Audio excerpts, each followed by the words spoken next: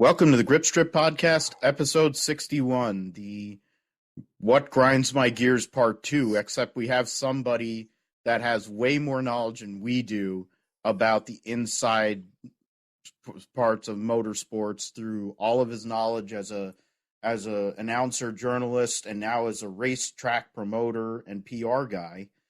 Somebody who has the Northeast knowledge, which I'll always be willing to have anybody and everybody that wants to come on here and talk about it, the mods and the supers and the dirt knowledge as well with sprints and late models and everything like that.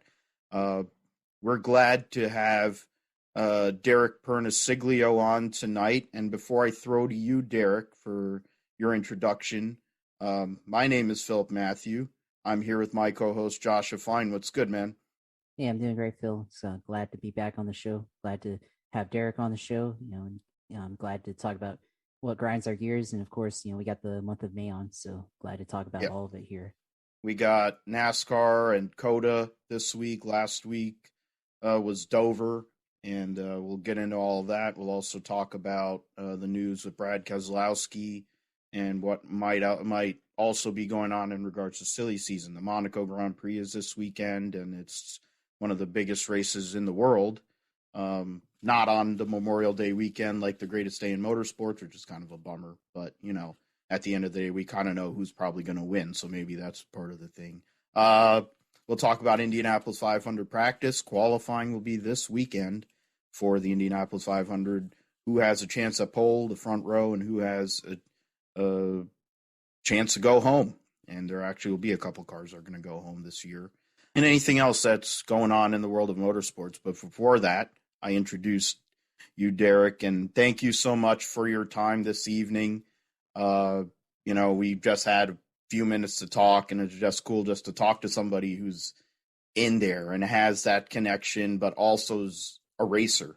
And I think that's fundamentally the thing that we love trying to bring racers on this show, because at the end of the day, it's the genuine passion that drives both Josh and I know that that's the same passion that you have. So thank you so much, Derek, for your time tonight. Oh, thank you for having me on. It's great to be here. And if there's anybody that enjoys bench racing and talking racing more, it's me. But yeah, thank you. I appreciate you guys having me, and I'm looking forward to this. This should be a lot of fun. Yeah, we definitely do bench race here, and we go off on tangents, especially me. Trying to get Josh mad is kind of funny, but it never really happens. I'm the one who gets mad. Hence all the medications that I'm on. But anyways, so I guess the initial question for you, Derek, is where did this passion start? You're now a racetrack promoter down south, but where did this passion start for racing? What, and like now that you still drive and you're able to do all these things, like where did it all start? Why is this still a thing all these years on in your life? I was brought up with it, so it's been the only thing that I know. That's really been the biggest thing. You guys can hear me, right? Okay, cool. I see a little mute icon down on the bottom. I didn't know if you guys could still hear me. But I was born into a racing family. It's really all I've ever known. There's been a race car in my garage since I could walk. I was going to the races when I was an infant. My great-grandfather used to take my dad to the races. He always wanted to be a car owner. He loved the midgets because they raced at Islip Speedway back in the day. And that kind of sparked my father's passion for midget racing too. So when he got old enough, he got his own car and he became a car owner in the late 70s. And we started racing with the Northeastern Midget Association in the late 70s. And I was just, a little tyke running around at the track, just being a kid at the races, just like any other kid was who is growing up in it now. I just had a love for it all my life. I didn't really get to start driving a race car until I was in my early 20s. I ran go-karts at 15, which was usually like this, which was late by today's standards, really, to get started at driving at 15.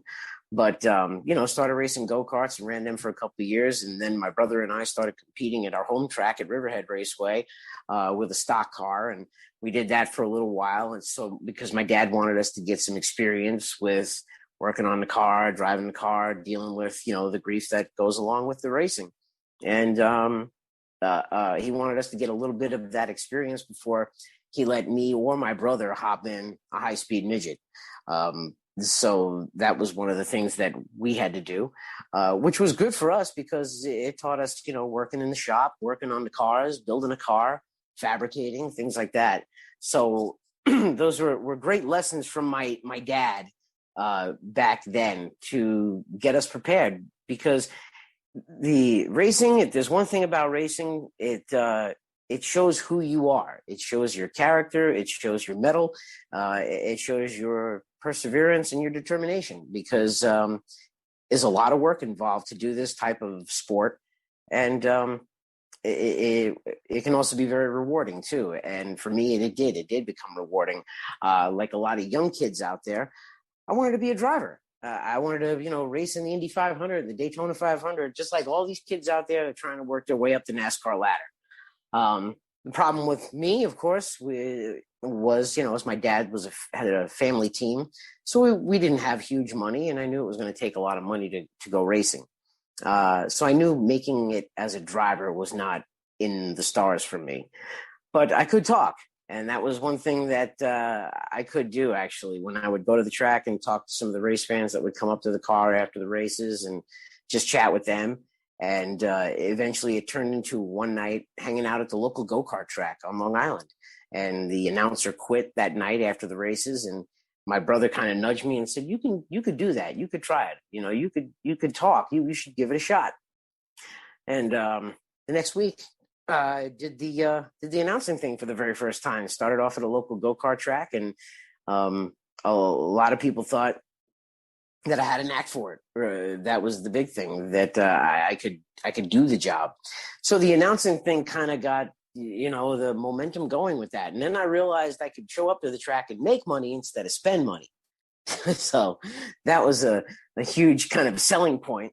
And then I realized that I could travel with my father's racing series and go from track to track announcing, and people would start to get to know me and who I was. And I realized that I could possibly move up the ladder doing this. I had always wanted to have a job in racing. I wanted to work in what I loved. So I always wanted to have some sort of job in racing. And around, I would say 23 years old, I had a few guest appearances on some local television shows up in the Northeast just to do some color commentary for some live public access, cable access shows. And producers thought I did very good and thought I should pursue it a little more. So I decided to go to college. I decided to enroll in college in New England Institute of Technology, and went for my degree in television and radio production. And a month before I had graduated, I got hired down south to work on race day on TNN, the original race day, which was a huge thrill for me, being 25, 26 years old, being from the Northeast, watching race day, the original race day. I don't know if you guys remember. You may be too young. On TNN, they used to have the Sunday 1 hour show called Race Day, and it covered Pat everything. Patterson. Yeah. Pat Patterson, Rick Benjamin was the host for a while. Ralph Shaheen was the host for a while. And it was really a news magazine show is what it was. We spent a whole hour doing features, news, stories. And so for me to grow up watching that show as a kid and then getting a phone call from the producers saying, you're going to come work on the show as a production assistant. I mean, to me, I thought Hollywood was calling. It was huge for me. So yeah, I packed up my bags and I moved down south to come down here to Charlotte. The funny thing is that I moved down here the day Dale Earnhardt died. The day Dale Earnhardt was killed in the Daytona 500. I was driving a U-Haul van with my father alongside down here, just listening to the race on MRN. And I remember telling my dad while we were driving down, I said, you know what, Dad? I said, someday I'm going to interview Richard Petty and Dale Earnhardt. And, he smiled and nodded, the that assurance. And by the time I had gotten to Matt Dillner's house, I'm sure you know that name from the Dale Jr. download and from Lost Speedways. Matt and I are friends back home, from Long Island. So we had been friends for a while. And I was staying with him until I found my own place. By the time I had gotten to Matt's house, I knocked on the door and he was white as a ghost. He had told me what happened, that Dale had died. And at 7:00 the next morning, I'm setting up a camera in front of DEI covering his death. That is insane to go.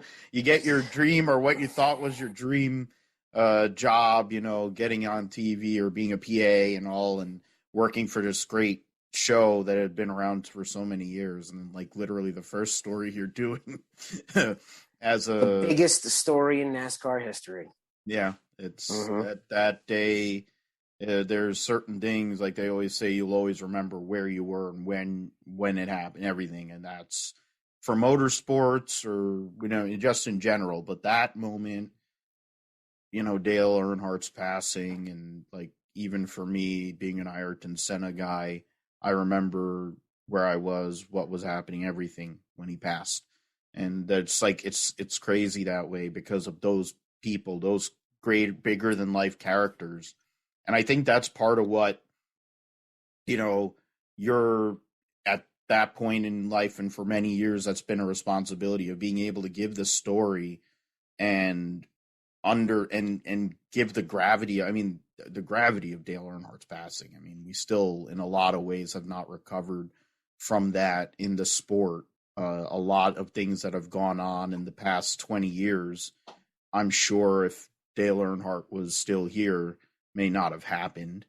But it's something to say. I mean, and to go from there and what you've been able to do. I mean, Matt Dillner, of course, Dirty Mo and all that with Junior. And I mean, you've been able to make all those connections over time, and this built up. And, my initial knowledge of your work was, doing stuff with the mods with Mav TV, or doing stuff with sprints, like a lot of stuff with Ralph Shaheen, who's one of my like motorsport or like broadcasting kind of like hero type people. I mean, I got to talk to him. I think one of my best moments of my first gig, getting to be at the racetrack, was just shooting the breeze with him in Pocono back in like 2013, knowing because he's a Tony Stewart, he's close to Tony. We talked about NASCAR, we talked about motorcycles, we talked about, I don't know how many different racing series we talked about in about 5 minutes. And I was trying not to, crap my pants because I'm talking to Ralph Shaheen. But the fact of the matter is, and the fact that I was impressed with his hair too, because his hair hasn't moved since 1989. That also is something that I always try to get that in there. When he always has his posts, I'm like, dude, your hair has not moved. It hasn't changed. It doesn't matter having kids, nothing. It literally has not moved. So as Ralph and I like to joke, it's still the original factory color. Yeah, that's what it is.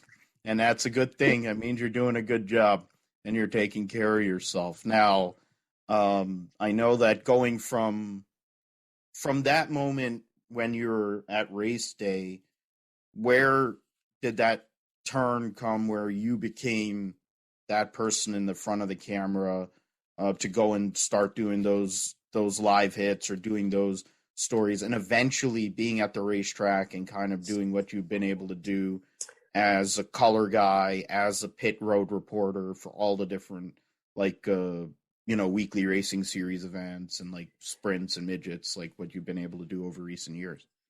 Well, you know what? It's so funny because there have been so many different instances that have happened to me in this sport that have had just weird dates attached to it. Because the first day I had moved down here, Dale Earnhardt died. The second day on the job at NASCAR was 9/11 for me. I was let go from NASCAR exactly 11 years to the day of getting hired. Like the dates along the way in my career, I've always had some weird things and weird correlations happen. So it was kind of weird how it all went down, because I thought after moving down here and coming on to race day, I'd made it. You know, I was going to work my way up on race day and then eventually become an on-air talent and, you know, wow everybody with my ability and all of that. And it turned out just 2 months after moving down here, TNN decided to cancel race day, because this was just around the time that all of the cable companies were losing their NASCAR coverage, because the NASCAR coverage was going to the networks. Fox had bought up everything. So we couldn't even go into the Cup garage anymore because they own the rights to all of, you know, the stuff. So it made it very limited for us on race day. And 2 months after moving down here, Patty Wheeler, Humpy's daughter, who had owned the company, sat us all down and just told us TNN had decided to cancel race day. So after just 2 months of living down here, I was out of a job. I had nothing. I was scared out of my mind. So here I was. I just moved down here, and I'm hundreds of miles away from family. Never been away from home before, and now I don't have income coming in. So I had to do like a whole bunch of odd stuff during that year. I was the track announcer at Concord Motorsport Park. I would announce on Friday nights for the Legends Racing, and then I would announce on Saturday nights for the big track. And I think I made a grand total of $85 for the whole weekend. I think it was $35 to announce the legend car races and $50 to call the stock car races. So I would make, you know, an extra $85 a week. And it was anything I could do. I would announce at Charlotte Motor Speedway during the summer shootout. I would pick up trash there after the races. Anything that I could do to you know, make a buck to get by. And the first year, I'm not going to lie, it was poverty. Yeah, I came really close to putting my, you know, tail between my legs and going back home, because I was living in a one-bedroom apartment. I didn't have a bed. I slept on a blow-up mattress. There were nights where I was eating just popcorn or just having a bread and cheese sandwich for dinner, just worried about how I was going to pay the bills. So a few months had gone by, and luckily, Wendy Venturini and I had worked together just for those few months at race day. Well, she had gotten hired at NASCAR as a production assistant, and they were looking for another one. She dropped my name to the folks there, and they called me in for an interview, and I was hired on September 10th, and walked in and, you know, met everybody on September 10th, and they told me to come on back tomorrow to get my insurance paperwork done and, you know, HR department and all that to get you into their system. And in the middle of all of that going on, the president of the company at the time, at NASCAR Images, which was named Tom Grabowski, come walking in the room and said, we need the room because a plane hit the World Trade Center. And I thought that was kind of weird when it happened. And of course, history speaks for itself. But yeah, it was 9/11. That was my second day on the job. But after that had happened, I just kind of settled into my career at NASCAR. I had worked as a production assistant for quite a few years, doing a lot of stuff for the NASCAR banquets, doing some of those live shows that we used to do.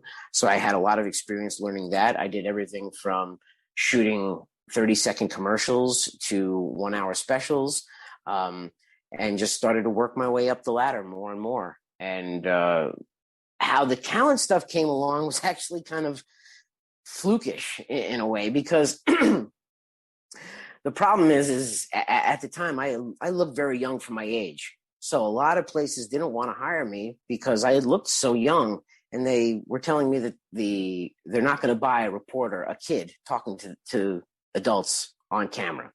So I had gotten the rap for a while that I looked way too young.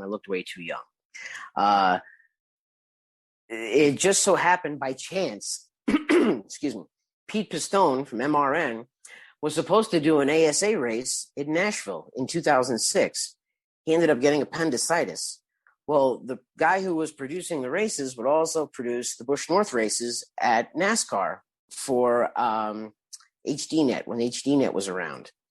So I would walk past the room and I'd go, oh, hey, that's Jamie Obi. Oh, that's Andy Santerre. That's Ricky Craven. That's Matt Kobaluk. And they would go, how do you know all these guys? And I'm like, because I used to call their races and yada, yada, yada. So I would go right down the line of who was who. And then it would get to a point where the producers wouldn't know who a car was on the track. And they'd go, who's that? And I'm like, that's Tracy Gordon. Oh, all right. And so they knew that I knew. They also knew that I had a short track background. So when the producer who was doing the ASA race got the call that Pete Pistone had appendicitis, they gave me a call. Then they said, can you do this? And of course I jumped at it and I said, yes, I can do it. So 2006, I did my very first pit reporting gig for ASA late models at Nashville. And I had that one-time gig, which was cool. And they asked me to do 2 or 3 more races that year, which was really good. That was Rick Benjamin's company, Carolina Production Group. And Rick also does road course races as well as oval track stuff. So later that year, Rick had got the deal for the Playboy Mazda MX-5 Cup. So 2008 rolled around and we had the Playboy Mazda MX-5 Cup to do. And then he had also gotten ASA late models. And 2008, I like to call the breakout year, really, for my career, because that was the first year that I did I was doing the ASA late model races. I was doing the Playboy Mazda MX-5 Cup races, which were SCCA races. First time doing road course racing too, which was kind of different, but a lot of fun. And then later in the year, they needed someone down at Greenville Pickens to do a NASCAR K&N Pro Series race. So I had put a call in to Speed Channel. I knew someone over there and I said, hey, do you know who's producing it? Give me a chance. I'm doing these races, So they gave me a one-shot deal on Speed Channel. They said, go down, do the race. We'll see how you do. Well, that one-shot deal turned into the rest of the season with the K&N Pro Series, and it just started growing from there. And I was still working for NASCAR at the time. So that's what made it kind of weird, because my on-air career was taking off, but I still had my production responsibilities as a producer and an editor and all of that stuff. When they saw that I could do both, they decided to move the K&N production in-house at NASCAR rather than sub it out to another company. So they just had me do it. So I would actually fly to the races, do the race, carry all of the media back, come back to the Hall of Fame, edit at Monday we would edit the race, Tuesday we would do a graphics pass, Wednesday was the voiceover, and Thursday the show aired. I mean, and then on Friday I was flying out to another race to go do it all over again. So I was, for all intents and purposes, a one-man band. I would show up there and get the line cut from the TV crew guys and bring it back to NASCAR and put it together myself. That's just crazy. But it was cool. I mean, it was really cool. I mean, I got to, besides being in front of the camera, I was behind the camera. So the good part is I can produce my own stuff. And that was one of the other strong points that was the reason why I was kept around for so long, because they didn't need a pit producer at the track. So that was less budget that they would have to spend on a pit producer, because I had been a pit producer before. I know what I'm looking for at the track. I can pit produce myself. And that's one of the main things that I bring to the table when I do some of these gigs. So that, I think, is one of the strongest points that helped me get more and more on-air stuff, knowing how the races fall together, knowing where to be generic, where not to be, when to be specific, and when to let it breathe, because the race is going to be aired 2-3 weeks down the road, or even a month down the road. So there's different things that you learn along the way, not to timestamp stuff and things like that. Yeah, and that's, I think, especially with a lot of those races, the way things have become with tape delay and then with social media, I think that's a question in itself. Now, in the age of social media over the past 10, 15 years, when it really started taking off, how much did that affect your, like you talked about it just now, but has it made did you have to adjust the way you did things in general, not only at the racetrack, but then through your entire process of production and editing to go and produce a product that would still feel organic and I guess like it seemed like it would have happened, even though it happened a while back and people already know what happened.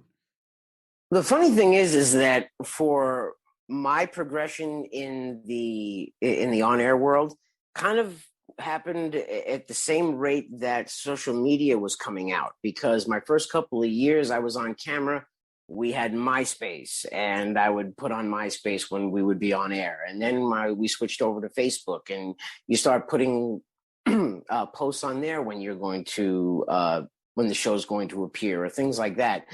Social media helped build my fan base tremendously. I definitely think that helped a lot.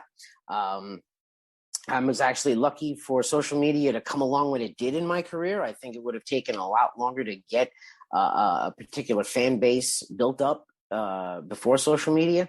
However, I also feel like I got into this business 10 years too late, because there's been a lot of changing trends along the way in this business.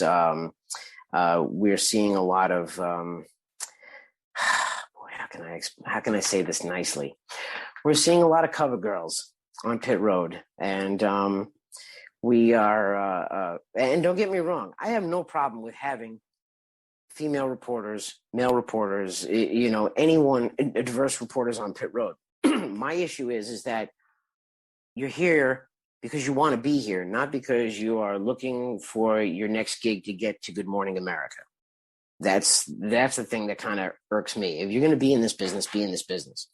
So there have been a lot of little evolutions that have come along the way in, being on air and trying to stay on air. It's a very competitive field. You're always calling to see if you can get a gig somewhere. There are times where you feel like you work really hard for something and then it's given to someone else for whatever reason. And that's one of the tough parts about being on air, because it's a job of objectivity. If you have a producer that doesn't like the way you look or the way you sound, or thinks that you say this one word wrong, well, they'll bring in someone else. So it's one of those businesses where objectivity has a lot to do with it. You have to just try to be as good as you can in this business, work with as many people as well as you can. If you're easy to work with and you're good to work with, that's a huge part of it too. Because like they say in business, it's all about relationships. So if you can get some good relationships going with these networks and producers, and they're going to drop your name to these people, to other people that can, get you work. Yeah. And that's a key, being able to meet people and make those connections, because in the grand scheme of things, like I don't know, like for Josh and I, we've been fans for many years, and Facebook was where we were able to make our friendship through our fandom of NASCAR, and we'll talk about that in a little bit here. I think we'll end on this for this particular portion on I guess we can connect it to where you are now. Now you have your own show and your own pod, and you're getting all these great people, and you could tell us where we can find your show. Not because we're going to quit, but the fact is where we can find you, downloads, everything, but then some of the great people that you've been able to have on, because it brings it back full circle. I think after all this time and all the craziness that has been this life of motorsports and being in it, that now what you're doing right now, I think, is basically bringing it back full circle to where you are with your family and being in the grassroots mold, at the same time connecting us and bringing the stories and the people that really do matter, the legends of motorsports that maybe other people aren't able to make those connections with. Tell us about that in regards to what you're doing right now. Well, everybody loves a good story, right? Yeah. And you listen to these podcasts, and some of the things that keep you glued to them are these interesting stories that you hear. So I know a lot of people in the business, and we're always sitting around bench racing and sharing a laugh together. And I was thinking, people need to hear some of this stuff, that's out there. And the idea actually of the podcast, excuse me, I've got a little bit of a scratchy throat.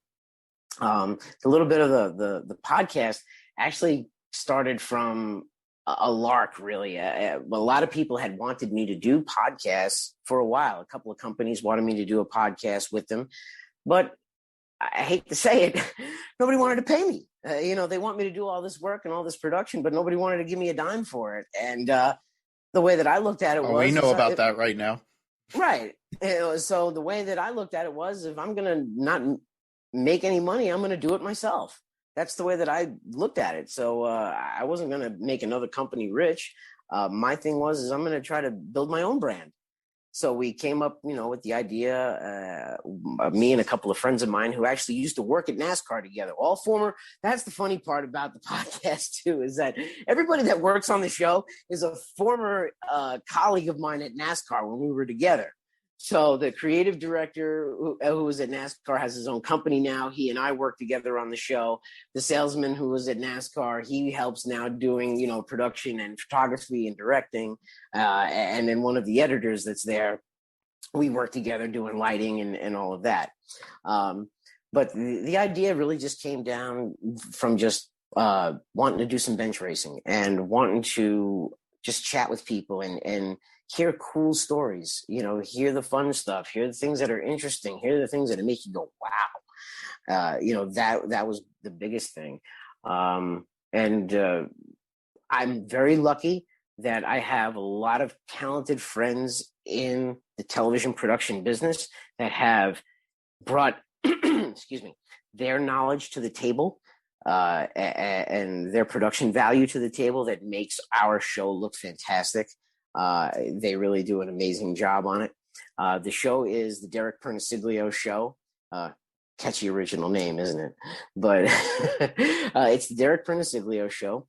It is all over YouTube. We are on Facebook, Instagram, YouTube, and Spotify. Facebook, YouTube, Twitter, Instagram, Spotify. All of them can be found at Real DP Show. So that's the handle for it. And it's the Derek Pernesiglio Show. It airs regularly. We do an episode every other week. We have just been starting out, and we've had some great guests on the show. We've had Travis Quapple come on with his son, who is also an extremely talented race car driver. And Travis has got a ton of great stories. Brett Bodine has come on the show, who, oh my God, he has done so much over the years. What people don't realize is just the characters that he has worked around, all the way from Richie Evans to Haas Ellington to Harry Hyde. I mean, just his involvement in the sport has been tremendous. We had another guy on the show by the name of Andy Stapp. And if you're a sprint car and midget guy, you know that Stapp name.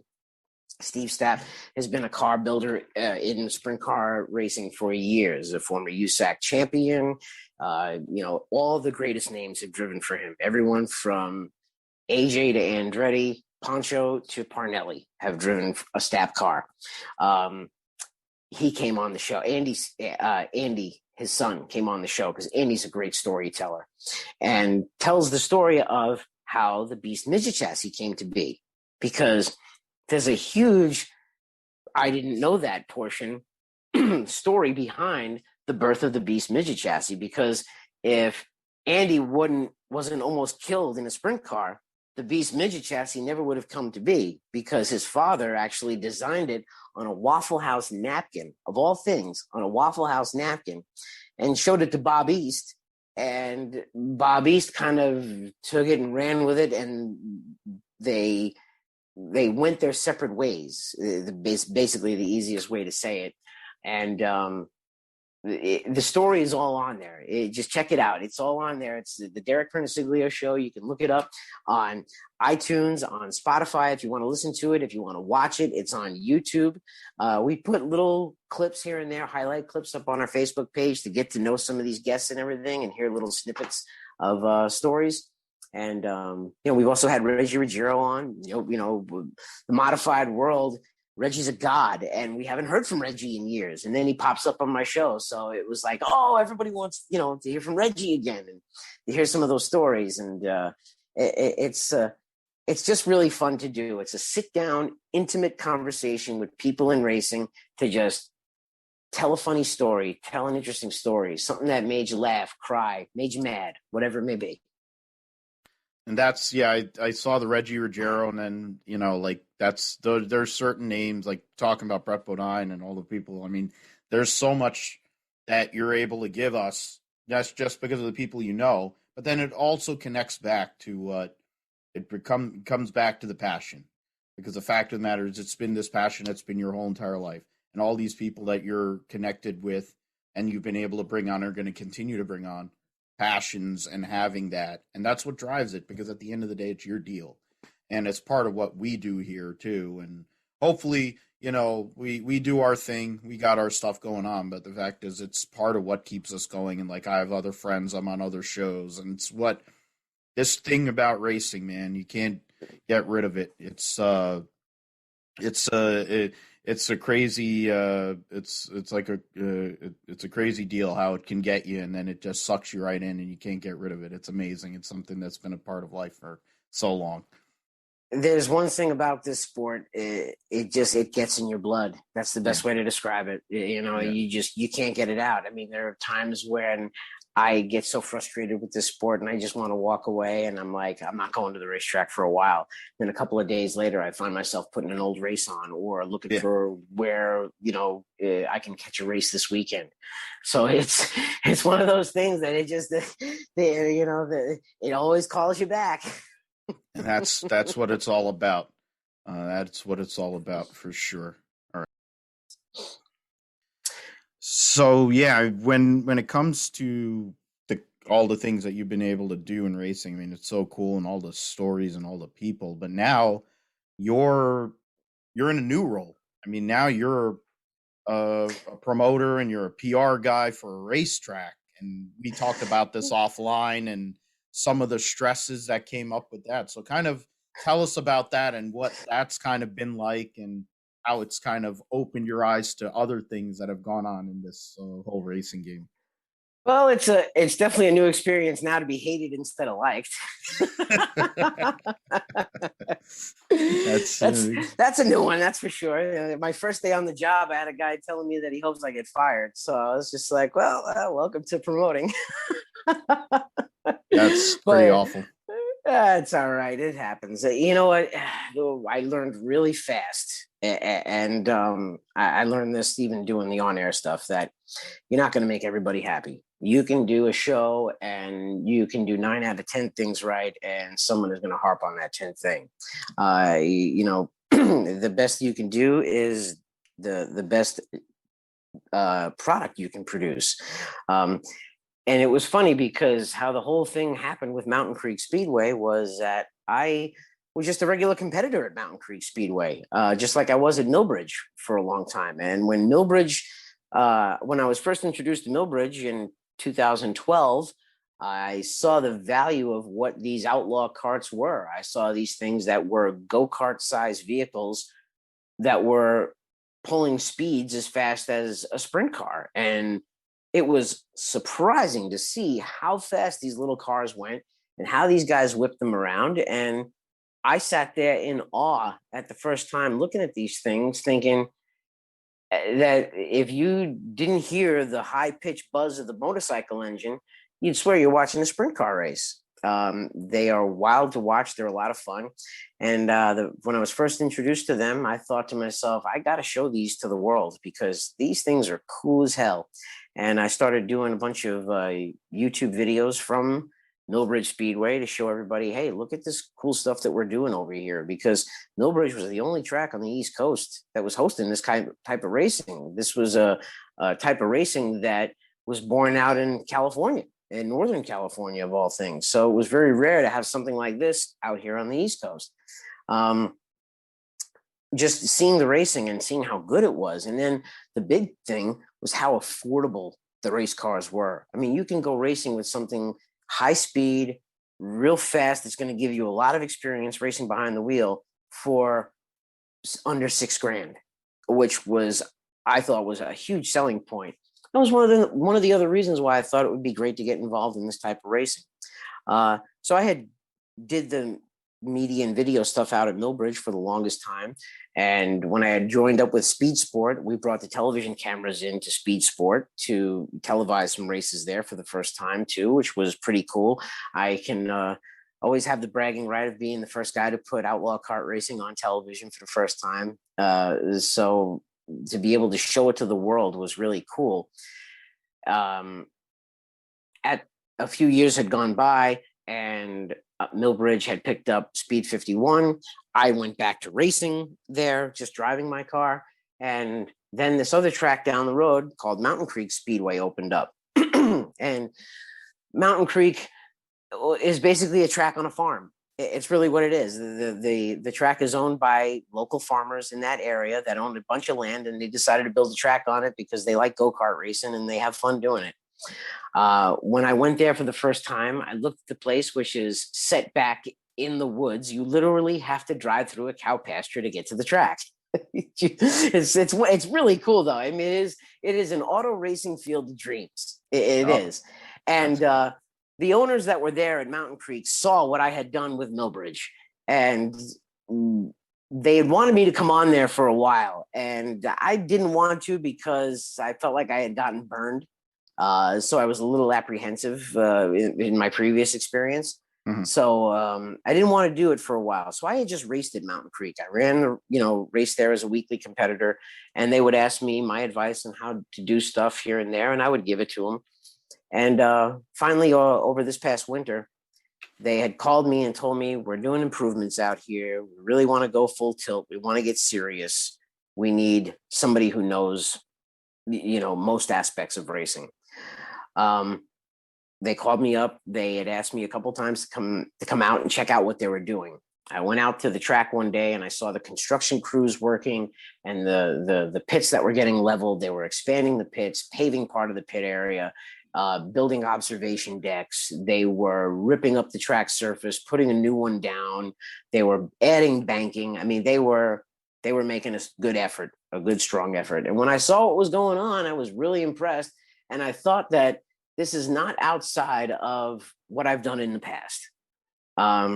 So I really just thought to just go back to my media playbook, and just start doing the basics, getting them up to speed on social media, getting them video exposure, just having, pictures out there.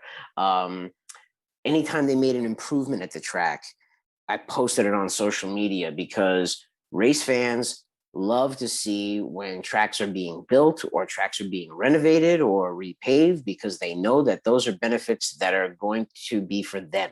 So they like seeing that stuff. And the other thing that it does also is it creates a buzz. It gets people talking. So you're planting that seed in people just from doing those Facebook posts, and the buzz starts. And I talked to the track and they had asked me about coming in and being a part of what they have going on. And I'll be honest, it has been an incredible experience. It really has. Working for Adam and Rebecca Stewart is fantastic. They are salt of the earth people. They are really good people. Anytime I have told them we need this, they have no problem getting it. I told them we needed, if they wanted to start getting into the mainstream of stuff, we needed to get cameras. They bought cameras. We needed microphones. They bought microphones. We wanted, a platform to be able to shoot with. We got that, so that's the great part, is that anything that I have asked them for, they have accommodated. And very soon we're going to be going to live streaming. So we're going to be having live streaming at the track as well. So it's just, like I say, it's just another brick in the house that Mountain Creek Speedway built. So we're hoping by this time next year to have a complete up and running program that is going for all the fans to enjoy.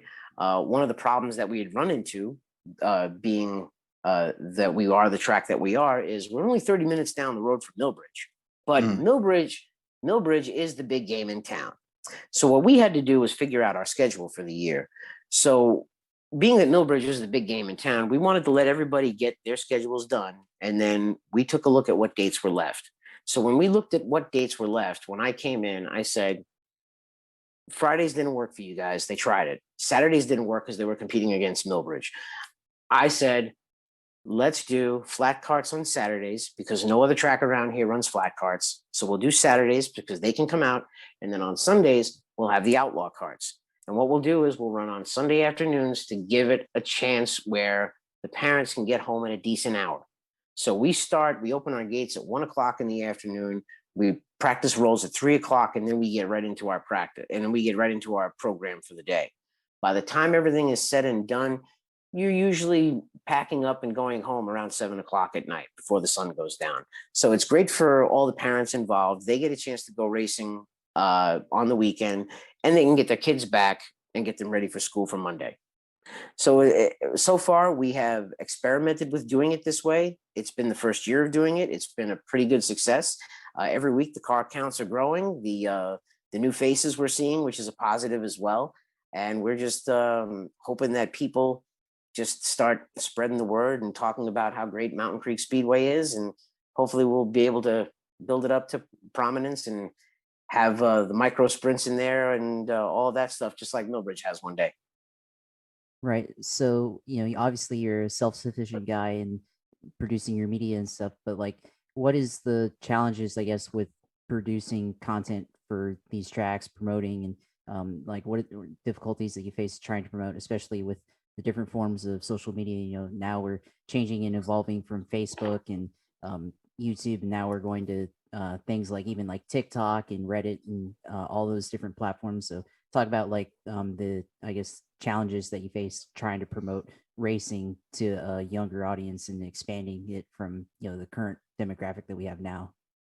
The biggest challenge, believe it or not, is time. All of these things take time. You can have your post that you want to do for your upcoming event, and you have to make sure that you have it all right and complete for Facebook. And then there's different parameters for Twitter, and there's different ones for Instagram. So it really, like, one simple post that you think you're going to put up could take upwards of 30 minutes to an hour sometimes, because you want to make sure you got the right links in there. You want to make sure the right people are tagged in there. So sometimes that is very time consuming. And it going back to that time again, being that I am a one-man band, there is one day that I have to dedicate to editing. And there's another day that I have to dedicate to being on the phone all day, calling people to see if they had a good weekend at the track, calling a sponsor, making sure that they were happy, letting another sponsor know, hey, your night at the races is coming up and this is the date we want to do it on. So the biggest thing that is the challenge is time, being that you're one person. If I had an assistant, it would definitely help along the way. But it's really tough when one person is doing a lot.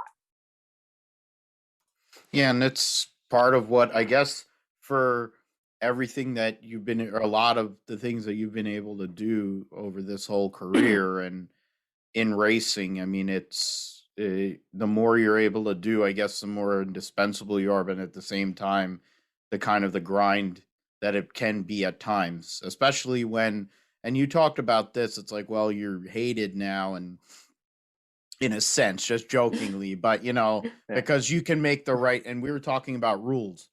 And I think it was something that is a great thing for you, talking about like modifieds, just as using that as an example, the tour type modifieds as we know them, the wheel and modified tour, and how there's all these different segments. And you're also talking about Millbridge and how that's the track, outlaw car, everyone talks about Larson and all that when he goes over there. But how do the rules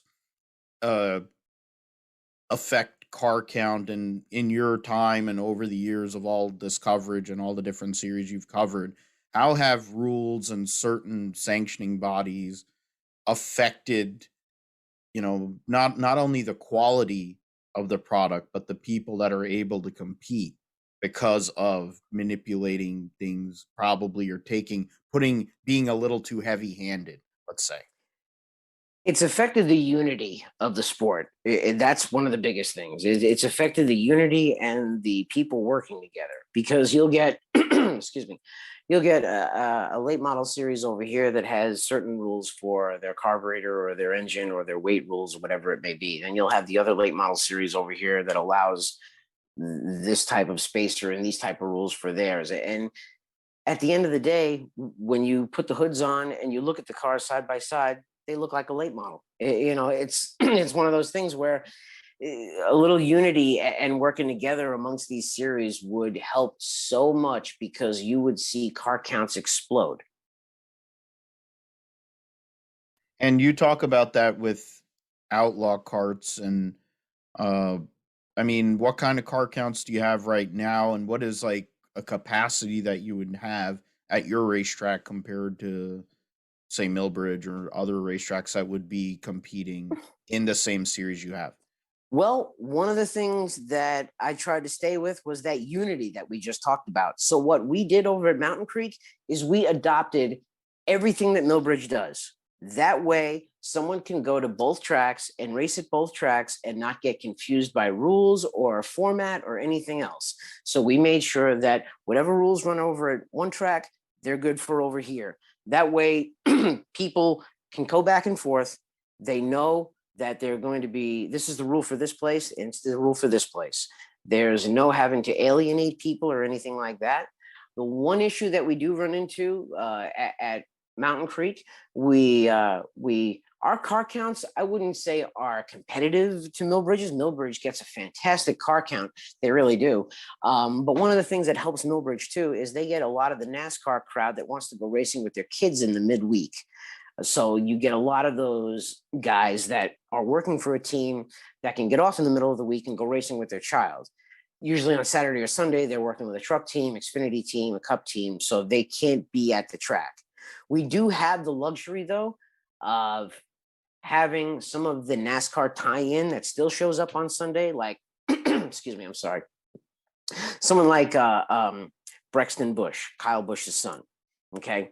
They are trying to get Brexton as many laps and they're trying to get his, racing career going. So one of the things that they will do is Kyle will be at the races, but Samantha will be there with Brexton, and Kyle has, his father, who is one of the mechanics, they're working on the car, and they've got maybe someone from KBM who is working on his car that's over there, helping him get up to speed. So you will have some of those situations. Wyatt Miller is another one. Wyatt Miller is the grandson of Dale Earnhardt. It's L.W. Miller's son. It's Kelly's son as well, her youngest son. He's racing out there at Mountain Creek. So they see the value of being able to come out there and race and run as many weeks and nights as they can. We do have, if the driver or the crew chief can't be there, there's usually someone from their family that is, like Chad Johnston. He's a Cup crew chief. His kid was racing there this weekend. He may not have been there, but he had other people or family that was there working on the car and that kind of stuff. Matt McCall, same thing. Crew chief for Kurt Busch. He couldn't be there, but Matt McCall's best buddy and his wife are there, and they're getting his son racing. So there's those kind of things that are going on. We have talked to guys like Clint Boyer and Kyle Larson, obviously, and you do have those fathers that want to be there when their sons race. Same thing with them. Whenever little Owen Larson runs, Kyle is always there. Kyle can't be at our track on Sundays because he's running the Cup car. Same thing with Clint. Clint's in the booth doing the NASCAR stuff, so he wants to be at the track when little Cash is racing. So there's those little things, little differences that we run into between the two tracks. But I'll be honest, our fields are just a little bit smaller than Millbridge's. But some of the divisions, we actually have more car count, like our open division.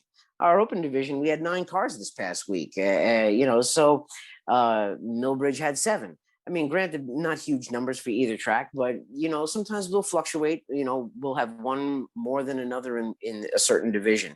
It happens. But their main divisions, like the box stocks and the beginner box stocks, I mean, they'll get 20 to 25 cars over here at Millbridge, and we'll get 15.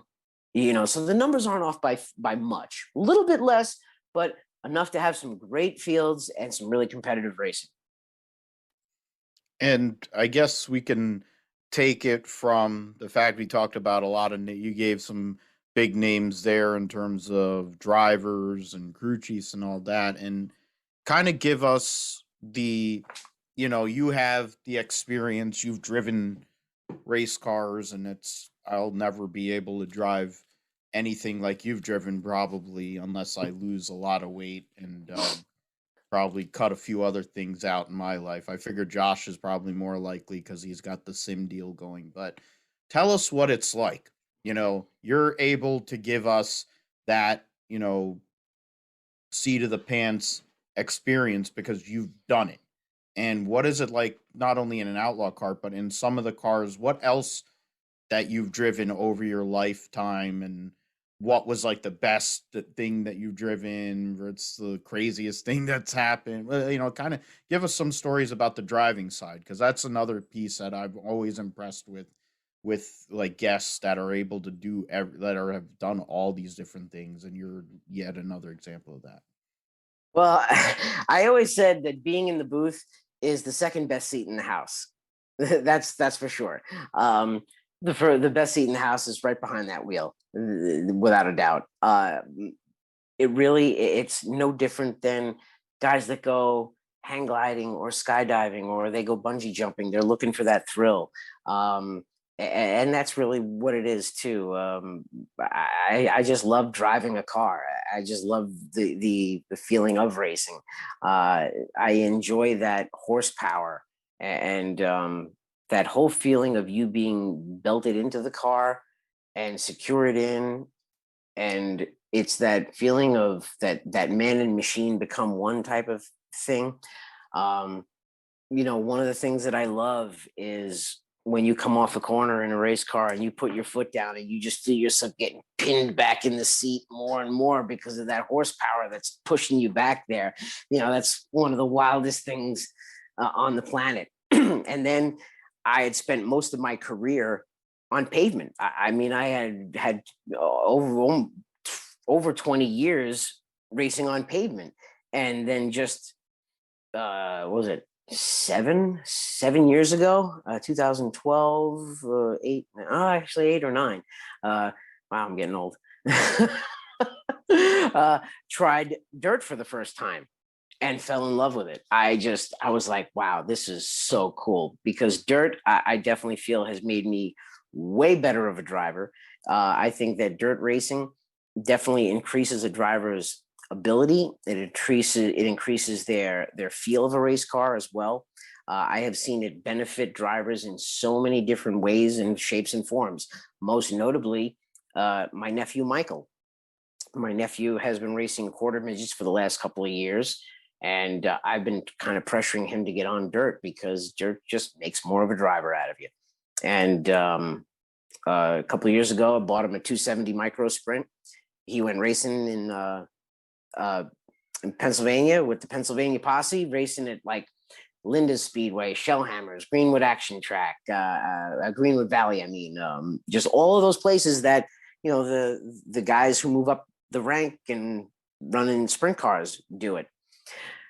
So he had run a season in micro sprints, and then this past year has now moved up to racing NEMA lights. So now he has moved back onto pavement, but his learning curve has gone straight up because of his time on dirt. He has felt the car sideways underneath him. He knows what it's like when the car gets yawed out or something like that. And he gets that feel of more horsepower to him, which I think is beneficial. And what a prime example of it, and what I think was a real disproving factor, was looking at one of his in-car cameras from Thompson earlier this year. He had never raced at a track as big as Thompson before. The biggest thing he was on was a quarter mile. So he went out there, and was flying around the place at 120, 130 miles an hour like it was nothing, and hit some oil, got the car sideways and all crossed up and everything at 130 miles an hour, saved it and kept on going like it was nothing. And I really think a lot of that was attributed to the dirt experience, just being able to slide the car around and put your foot back in it and bang on and go. So I really think whoever it is helps. Look at someone like Carson Kvapil. I mean, he started out as a young kid on dirt, and now he is just so talented and so fast in anything you put him in. And that goes for a midget on dirt to a super late model on pavement. And and it kind of goes with a lot of the great drivers of, from before we were around to the guys and girls that we've been able to watch to where we are right now. You can think of whether it's like you think about Dave Blaney is a great example where he drove dirt and different types of cars, and then he went and drove stock cars for years and made a career and made a life so that he could take care of his family. And of course, now we have Ryan. You have guys that want to go and race other forms of racing or run on dirt because they hear about it, whatever. It's kind of like Kenny. I think a perfect example is probably like Kenny Schrader. How, and I think we'll kind of end like, who are some of those guys that to you or girls that have kind of been able to like show like racecraft? You're somebody that has been in this for so many years. You've had your family. Like, who are some of the people that have been like their car craft, their ability to drive a race car, be able to handle certain things, have impressed you not only driving but also how they were to you and how you were able to work with them over your time as a reporter and a producer director? Some of the drivers that I see that have really impressed me are some young kids, actually, like someone like Chase Dowling. Chase Dowling, I found very fascinating to listen to on the radio during practice for tour events. If you ever get a chance, listen to him. And he's a young kid in his 20s, but he knows exactly what to feel and exactly what he's looking for in the car. Like, I listened to him during practice one time. I think it was at South Boston. He went out, he did a run. He was like, okay, change this and this, and this is what I want to do to the car. Okay. And he goes out and he comes back in. He goes, now lower the bar and do these changes because this is what I want to feel when we get later in the race on a later run. So they went out and they did it they were doing all sorts of stuff that you would hear somebody who was probably 20 years older than him, that was probably 20 years wiser, coming out of the mouth of this young 20-year-old. And it was really impressive to hear him be able to crew chief the car from the seat at such a young age. And another one is what we just talked about, Carson Kvapil. He's another one of those kids that can not only drive the car well, but he can get out of the car, grab wrenches, and work on it. You don't see that a lot nowadays with some of the kids that are in the garage area. So I am really impressed with those guys that are knowledgeable enough with the car, are good fabricators, and they can hop in and make it go fast. Another one that comes to mind, believe it or not, too, is Corey LaJoie. Corey LaJoie is uber talented, and not just behind the wheel driving. He is an incredible fabricator. He is a smart setup man. Before he ventured into driving in the Cup Series, RCR tried to groom him to be a car chief, but he wanted to pursue his driving. He's another one of those kids that can crew chief the car from the seat, and which I think is invaluable nowadays. And it speaks to his grind and, the stacking pennies a whole bit, and coming from up here and having to go and race under the shadow, having multi generations of his family being up here and racing, and of course his dad being a legend, and to be able to go and build your own way and now be in a position where he might have finally found a place where he could actually have stability. But there's very few people that are like that in the garage area, as you said. I mean, there are certain drivers that are there that are literally just there, and you're going to program them and tell them what to do, versus Corey, who could get out and do what he needs to do to go and work on the car because it's necessary. I mean, I think that's part of what's wrong. And I know we were talking about that too, about kind of the changes and things that we've moved away from what made racing racing. And you brought up a statement that I live my life by, which is the KISS method before we went on air. I mean, I think this is how we'll And I don't want to. I know we've taken over an hour of your time, so I know you probably want to get to sleep. You have work and all, so we will leave it on this.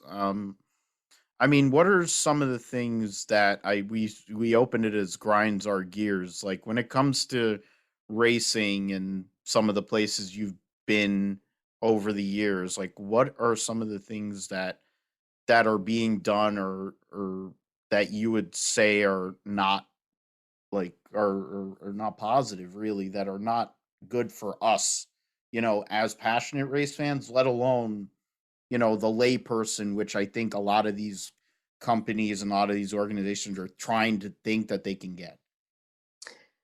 The biggest thing is the economics of it. You have to keep it affordable. You can't let rules and certain regulations get out of hand. A prime example is like engines. You have to keep it affordable. If you look at something like the NEMA midgets compared to NEMA lights, the NEMA lights show up sometimes with almost double the amount of car count that the NEMA midgets show up with. Why? Because the engines are probably about $30,000 to $40,000 cheaper. I mean, that's really it. The same thing with these open races that are going on compared to the modified tour races. These teams don't have the money to do all these little finite upgrades to be able to race on the tour, but they can show up at some of these open competition events with a car that is just as good and be able to race with marquee tour drivers, and they're getting more money out of the deal too. So they're spending less money with the red tape stuff. They're able to make more money on the back end. So the economics of it is huge. You have to find ways to keep it affordable. Now, granted, racing is an expensive business. It is. But you also don't need to get crazy with the spending, with all the bells and whistles. You don't need you don't need the titanium and the carbon fiber sometimes, or the aircraft stuff. That's just way crazy out of hand spending. And the other thing too is the whole monkey see monkey do philosophy too, because that's what also gets a lot of people spending. One guy shows up with a certain engine that costs $15,000 or $20,000, and they go out and win with it. Well, the guy that's next to him, who's got a wallet, goes, I need to get that too. And then the next guy does it, and the next guy does it. But now you've got guys who are buying high dollar engines compared to guys that don't have high dollar engines. The guys that don't have the high dollar engines sit back and they go, well, I'm not going to go race because I'm not going to bring a knife to a gunfight. So right there, the economics have just killed your car count. Car count, I think, like with NASCAR, they talk about charters and they talk about the spending and all, and I think that in its own right is probably that's a show for another time, another day, just to get into the economics of the big 3 series, let alone tour type modifieds and everything as we've gone along, or ARCA for that matter, which the economics there, I don't know how, especially the trucks and ARCA are two that I don't get, and I don't know how they're still up and running outside of like getting back with sponsorship like Marcus Lemonis and Menards and all that, because it doesn't, the economics of it doesn't make any sense, and the amount of cars that you get relative quality to what it used to be on the West with what was the Winston West and then the Busch North series. It's like night and day. I mean, it's basically the young guns, the kids of the racers racing there, or you have somebody who has a checkbook racing, and these cars are not. I mean, the chassis and the bodies are out of date too. I mean, that's a whole other thing. But it's a no-brainer that if you want to keep the car counts up, you got to keep it affordable. You have to. You got to find different ways to keep it affordable. And granted, everybody knows whenever you change a rule, people are going to spend money, but there needs to be some things put in at the inception, right from the start, where people can realize, okay, we're going to save money by doing something like this.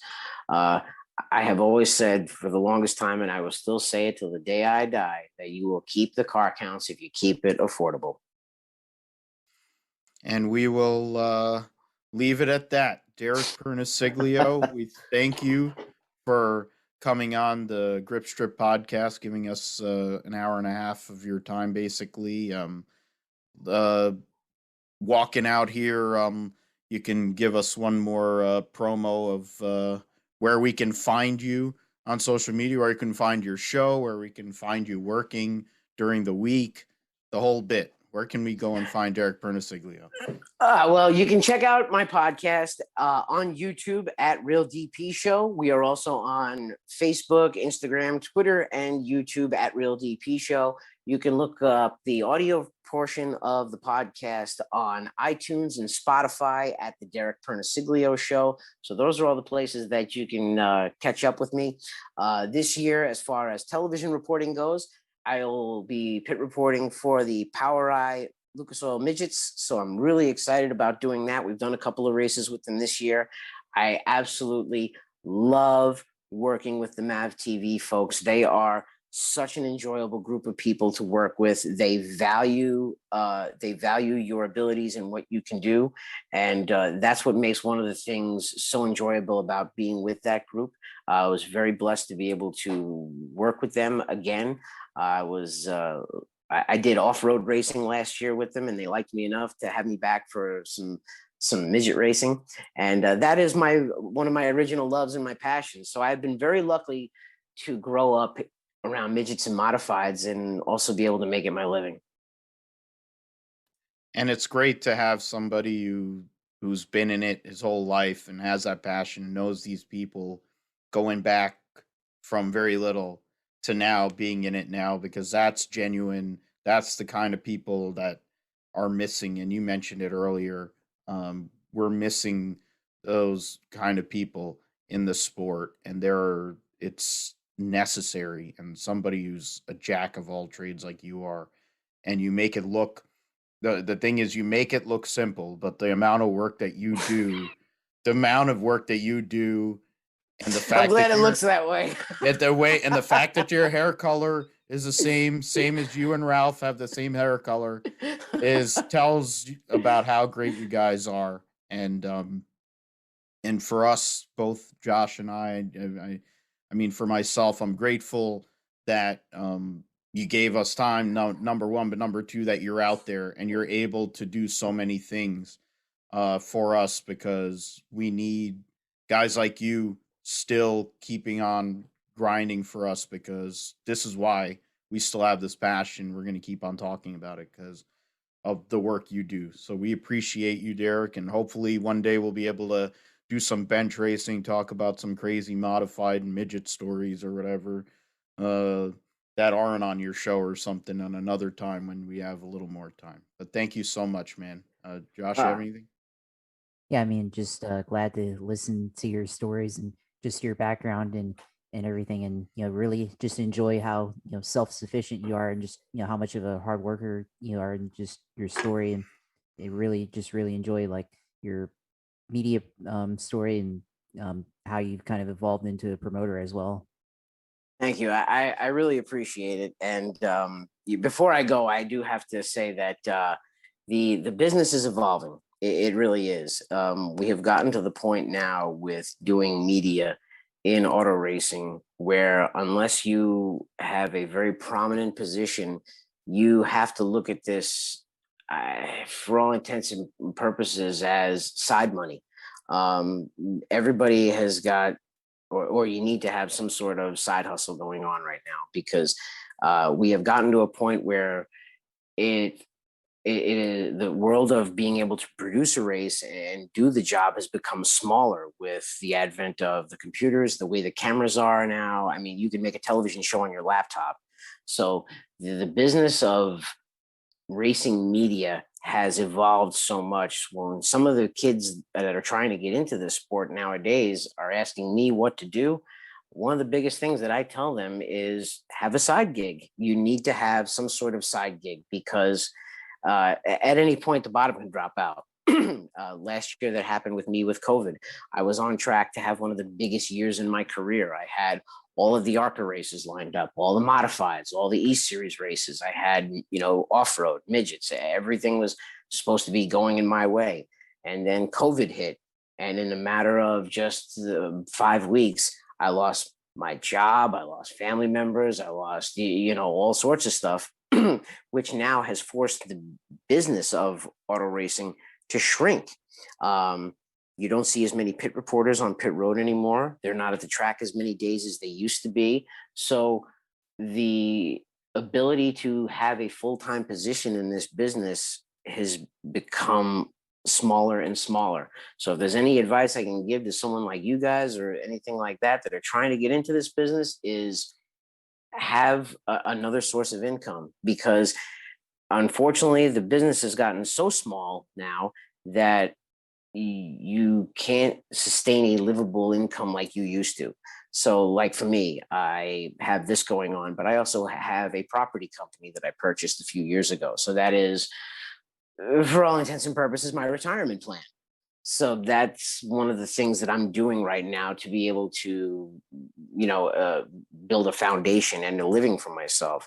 Do it because you love it.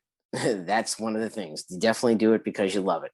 But also have a contingency plan, because contingency plan, especially in this business, is always good, because you never know when your job goes away. Plenty of good advice, great advice, honestly. And I think we talked about it. All that right there is, and it's part of what it is. I mean, we both work full-time jobs and we do this on the side because it's our passion. We love talking about racing, and whatever happens or comes from it, we've met a lot of good people like yourself. And, that's what I think it's about. In the end, the bench racing and being able to talk racing is what gets us through, because the product may not be as good in certain areas, but it keeps us going. And I think one other thing you brought up before we even went on, and it's a thing that I live by, and it's made my life a whole lot easier, even with some of the stuff that's gone on. The KISS method really is, it's the way to do things in a lot of areas, and it would probably simplify life a lot more if a lot more people and a lot more things ran by that method. So for somebody who runs by that, and for somebody like yourself who's been able to run by that and have like this amazing career and continue to have this amazing career, we thank you for everything you're doing for us as fans, and in general for what you're doing for racers as a racer. And good luck this weekend, and as the summer goes on with your track, and also with all the gigs. We'll look forward to seeing you on Mav TV, your podcast, and looking forward to seeing some of the other cool drivers and characters of the sport that we'll be able to take in on the Derek Pernesiglio show. So thank you so much, Derek, for your time. Guys, thank you for having me on. I appreciate it. We've been on like almost 2 hours now. It doesn't even feel like 2 hours. Yeah. Yeah, I think we could go on for a while. I would want to, and I think that's probably what we're gonna do eventually. We'll probably just commit an episode that way, but well, here's the beauty part. Being that you're in podcasting now, return guests. Yeah. Yeah. But hey, I also got to thank you guys for making me episode number 61. That means a lot. Being a Richie Evans fan, loving him, yeah, thank you. Yeah. So it worked out with, like, we have Richie Evans, you have Roger Maris, because we talk sports on here too. So those are two great. The number 61 is a good number for sure. So I'm glad it worked out that way. We got the greatest modified driver, one of the greatest race car drivers ever lived, and we got Derek on here to go. We got you on here to talk about it. So I have a question though. What kind of race car does Roger Maris drive? Nah, I don't know. I got you. Yeah. That's the funny thing too. I know nothing about any other sport. I have no idea what offsides means or holding. Like, when a bunch of my friends start standing around in a circle and talking about March Madness or whoever won the game yesterday, I back right out of the conversation, because I don't know stick and ball sports. It's the funniest thing, because Ralph Shaheen and the rest of the guys at Speed Sport, they always bust my chops, and they always ask me, do you know who Joe Namath is? Things like that. Yeah, well, it's Ralph. I mean, whatever. he can get away with that sort of stuff when you look like him and you have that kind of hair. That's the whole thing. Like, I need to have him on the show, honestly, just to bust him. Between the stories about Tony and his hair, I think we could spend probably a good hour and a half. There's a couple other people I would love to have that are just people that I've looked up to and respect, just like you. But it'll be mostly about because I have an obsession with mullets. So the fact is, it would be a thing about like Ralph Shaheen and his, like, it's a bad tangent, but the fact of the matter is, like, it becomes things about jokes about hair. So yeah, because I have two Rico Abreu mullet hats, so I am a full on. I have my Rico Abreu car over there. I got my Right. own because Yeah. he's my spirit person because he's just an unbelievable race car driver. So It's funny. It's funny that you bring him up because he's a prime example of some of the great opportunities that this sport has allowed for me. Because not only have I gotten to interview Rico in my career, not only in the dirt scene, I was also the guy who interviewed him for his one and only NASCAR win in the K&N Pro Series, and then also got to race with him on dirt. So it's like, how often do you interview some of these guys, and then a couple nights later you're banging wheels with them on dirt? So I've been very blessed in those aspects to work with some of these guys, and then also been able to get to race with them as well. yeah, and he's just a cool dude. I would love to hang out with that guy, honestly, because it would just be he just this. Yeah, he's another one. Like, I think all these things, and the crazy part is, I think a lot of them all connect with Smoke, which makes sense because I'm a diehard there. So then Josh knows that for many years. So They're all sprint car guys.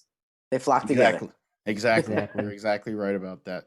So we'll definitely we'll arrange. We'll try to figure out. I have to figure out all the great modified numbers, so then we can arrange it so that you'll be on with another episode with the famous modified number for sure. So thank you so much, Derek, for your time tonight. Thank you for having me. It's been great. Absolutely, thank you so much, man. With in regards to the rest of the show, because how do we like this? How do you transition from talking to somebody who is as accomplished and does so many things as Derek, and then get into talking about the rest of the stuff? Well, we kind of have to. The Indy Grand Prix took place last week as a precursor to the Indianapolis 500, with Rinus Veekay the winner in his first career win. Uh, the first driver from the Netherlands since Robert Durnbos won in 2007 in the kart series, and previous to that, his mentor, of course, Harry Lunatic, uh, went and won two Indy 500s and won. I think he won four kart races total, or three races in kart, and then he won them IRL races as well. So Josh, I mean, it was basically a battle between Rinus VK and Roman Grosjean on Saturday. But for VK, he's been in the road to Indy. He's been up there for many years, and he struggled at times last year as a rookie. But that whole weekend, he was one of the fastest, if not the fastest car, and he went out there and won. And his owner puts a big emphasis on Indianapolis, obviously, because it's home. It's a big deal for him, for Rinus VK, on Saturday to get his first career win. Right. I mean, with Rinus Veekay winning his first career race, I mean, I don't think either of us picked him or really expected him to win that one. And I think also for Romain Grosjean, also, we didn't expect him to be that fast either. And for VK, obviously, it's his first win, and that does give him and his team a little bit of, I guess, momentum, so to speak, to qualify and put the car on the pole, I guess, this weekend at Indianapolis, and then the next weekend prepare the race car as they run the Indy 500. But I mean, I think for both of those guys, I mean, that really gives them both a lot of confidence. I mean, I think for Grosjean, like, he came from Formula One and was kind of, on the looked like to be on the downside of his career, because obviously the Haas F1 didn't really work out for him, wasn't running any great cars or anything. And then to end his career like he did with the crash at Bahrain. I mean, that wasn't the way you want to see any driver end his stint in Formula One.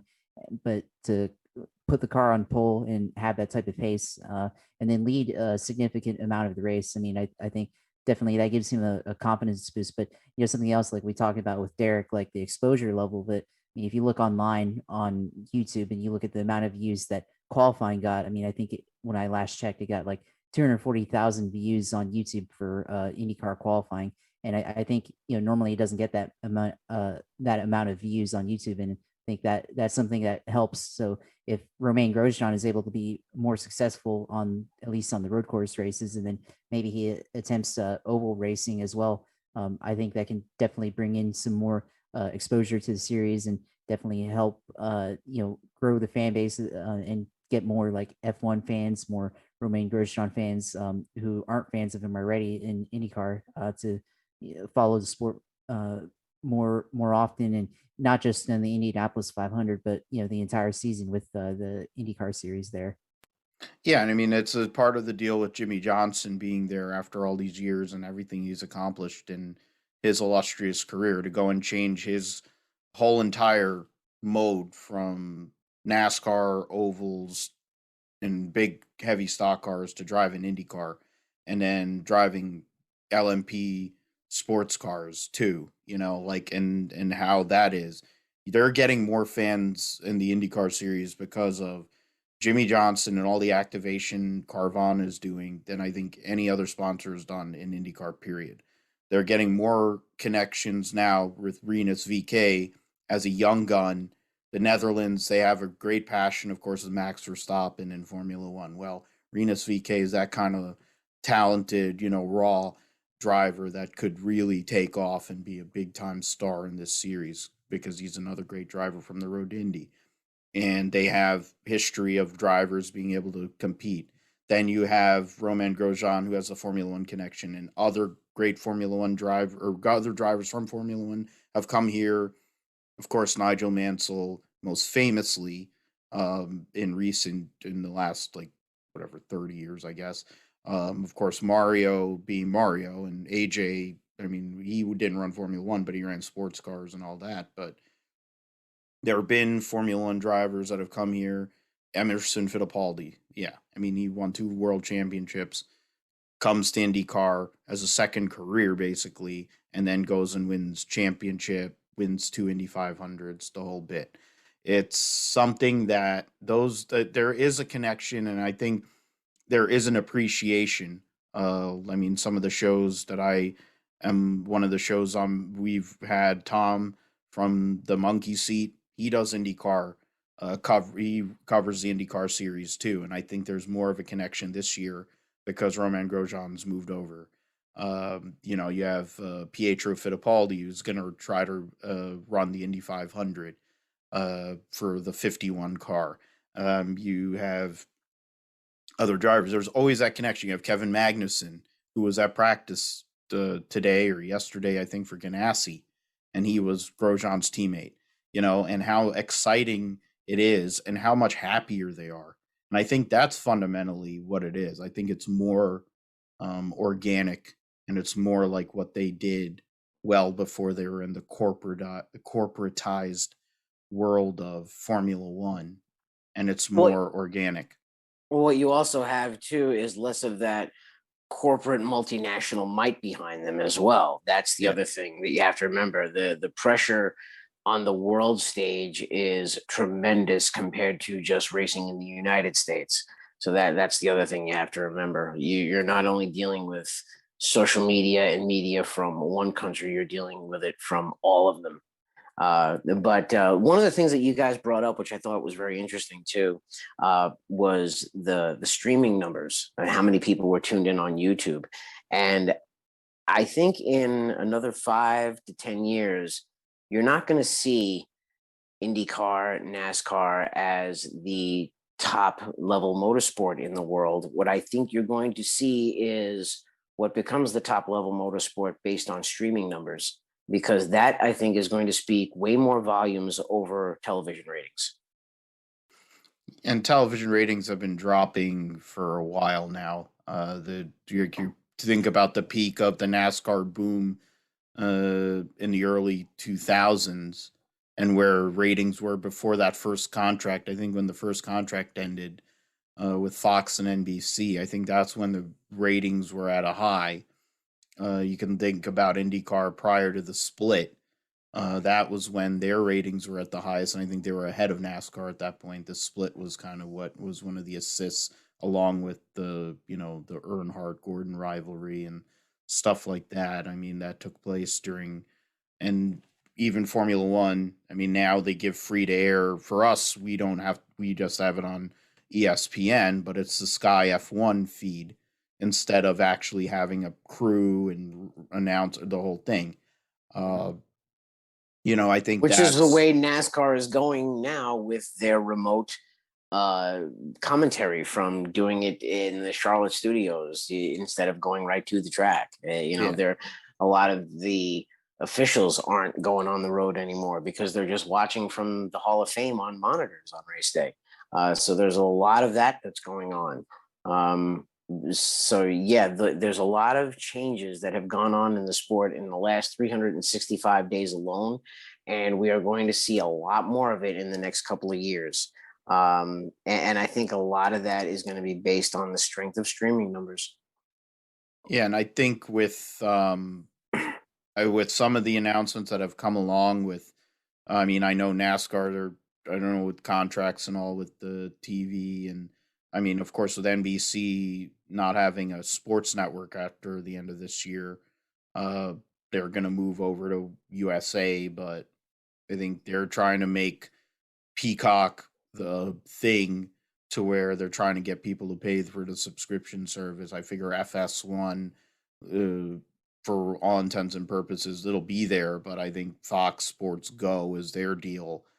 They're going to be angling to uh, move people to stream because more like that's the thing. Everyone's like, oh, you have a Netflix or you have an Amazon Prime or you have this or that. I mean, Amazon might be a player at this point, or YouTube more than the big networks. Even though I think with IndyCar, it seems like the news is CBS Sports or whatever. But then CBS Sports is also in a deal with Tony and Ray and the SRX. So and maybe and with the kind of people that they've brought in to do that deal on the TV side, it seems like they're really taking it seriously, as though it might be kind of like a dry run with some of the people they have there for maybe bringing on, say, IndyCar, to try to go and bring that series over to CBS and try to make the sports network a bigger deal.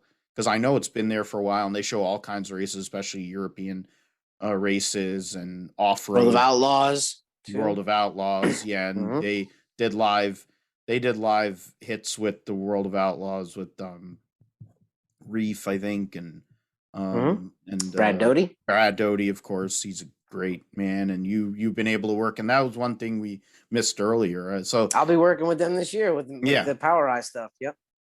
And Dave Argabright, he's one of the, like, you think about like Mount Rushmore of people. I think in terms of motorsports broadcasting, I think Dave Argabright's somebody that's been around, and I think he can announce his way out of a paper bag, and he could tell you anything and everything about sprint car racing. Him and Brad Doty, and I think Brad Doty, and Ralph Shaheen.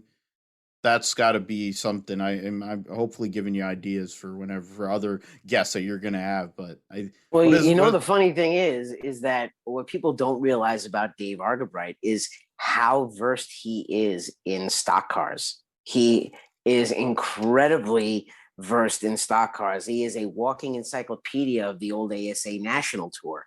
And that's one of the funny things that I don't think people get with Dave Argabright. It's not just the knowledge of open wheel and sprint car racing he has. It's a general knowledge of racing. Yeah, and that's something that you could tell because there's a respect level. He's kind of like, Dr. Dick Berggren. There's certain people that when they walk in or when you're talking to them, it's like the late Steve Burns, when you were talking to those guys and there was a different level. You had to go and be on you couldn't carry an attitude. You can go, like, you had to respect that person. And I think that's kind of gone away. And you brought that up earlier, in that it's not really about that. It's more lip service and for PR than it is about actually about racing. How good you look, or yeah, I know. It's one of the, I try to tell people, one of the biggest obstacles I face nowadays to get on air is you either have to be uh fall out of a magazine model type, you have to be related to somebody, or have a big last name. Yeah.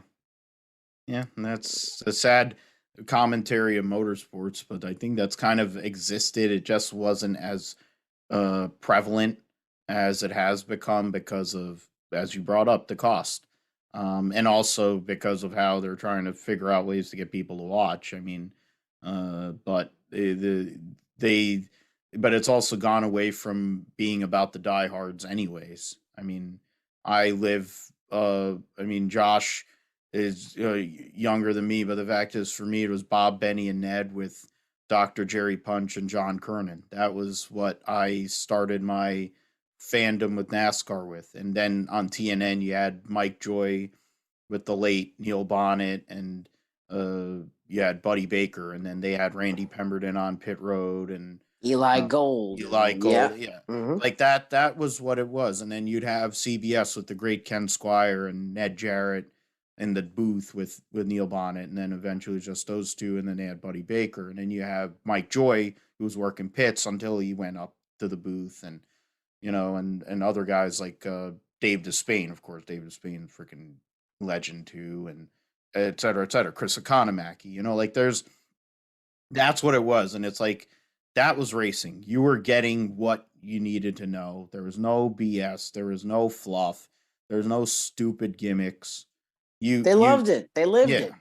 yeah. And that's really where, I think you have people now, and like you could say it with NBC's coverage, one or a couple people in particular, especially with who they're going to have covering the Indianapolis 500, that it's less about racing and more about, being loud mouth, obnoxious people, or being more about PR than it is about racing. And it's a shame, because there's people that I do respect on there, like Lee Diffie, and he's one of the best, and he's been around for a while, and he came from Australia. He's come over here. He could call any sport, really. Yeah.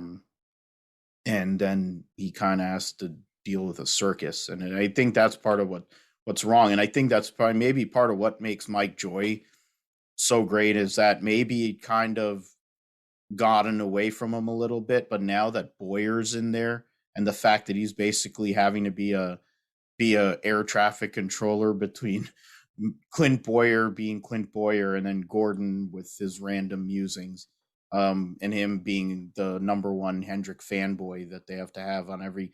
They have to have a Hendrick fan person on every telecast, I think, with NASCAR. I think it must be a thing, Yeah, him and whether Dale it's Jr.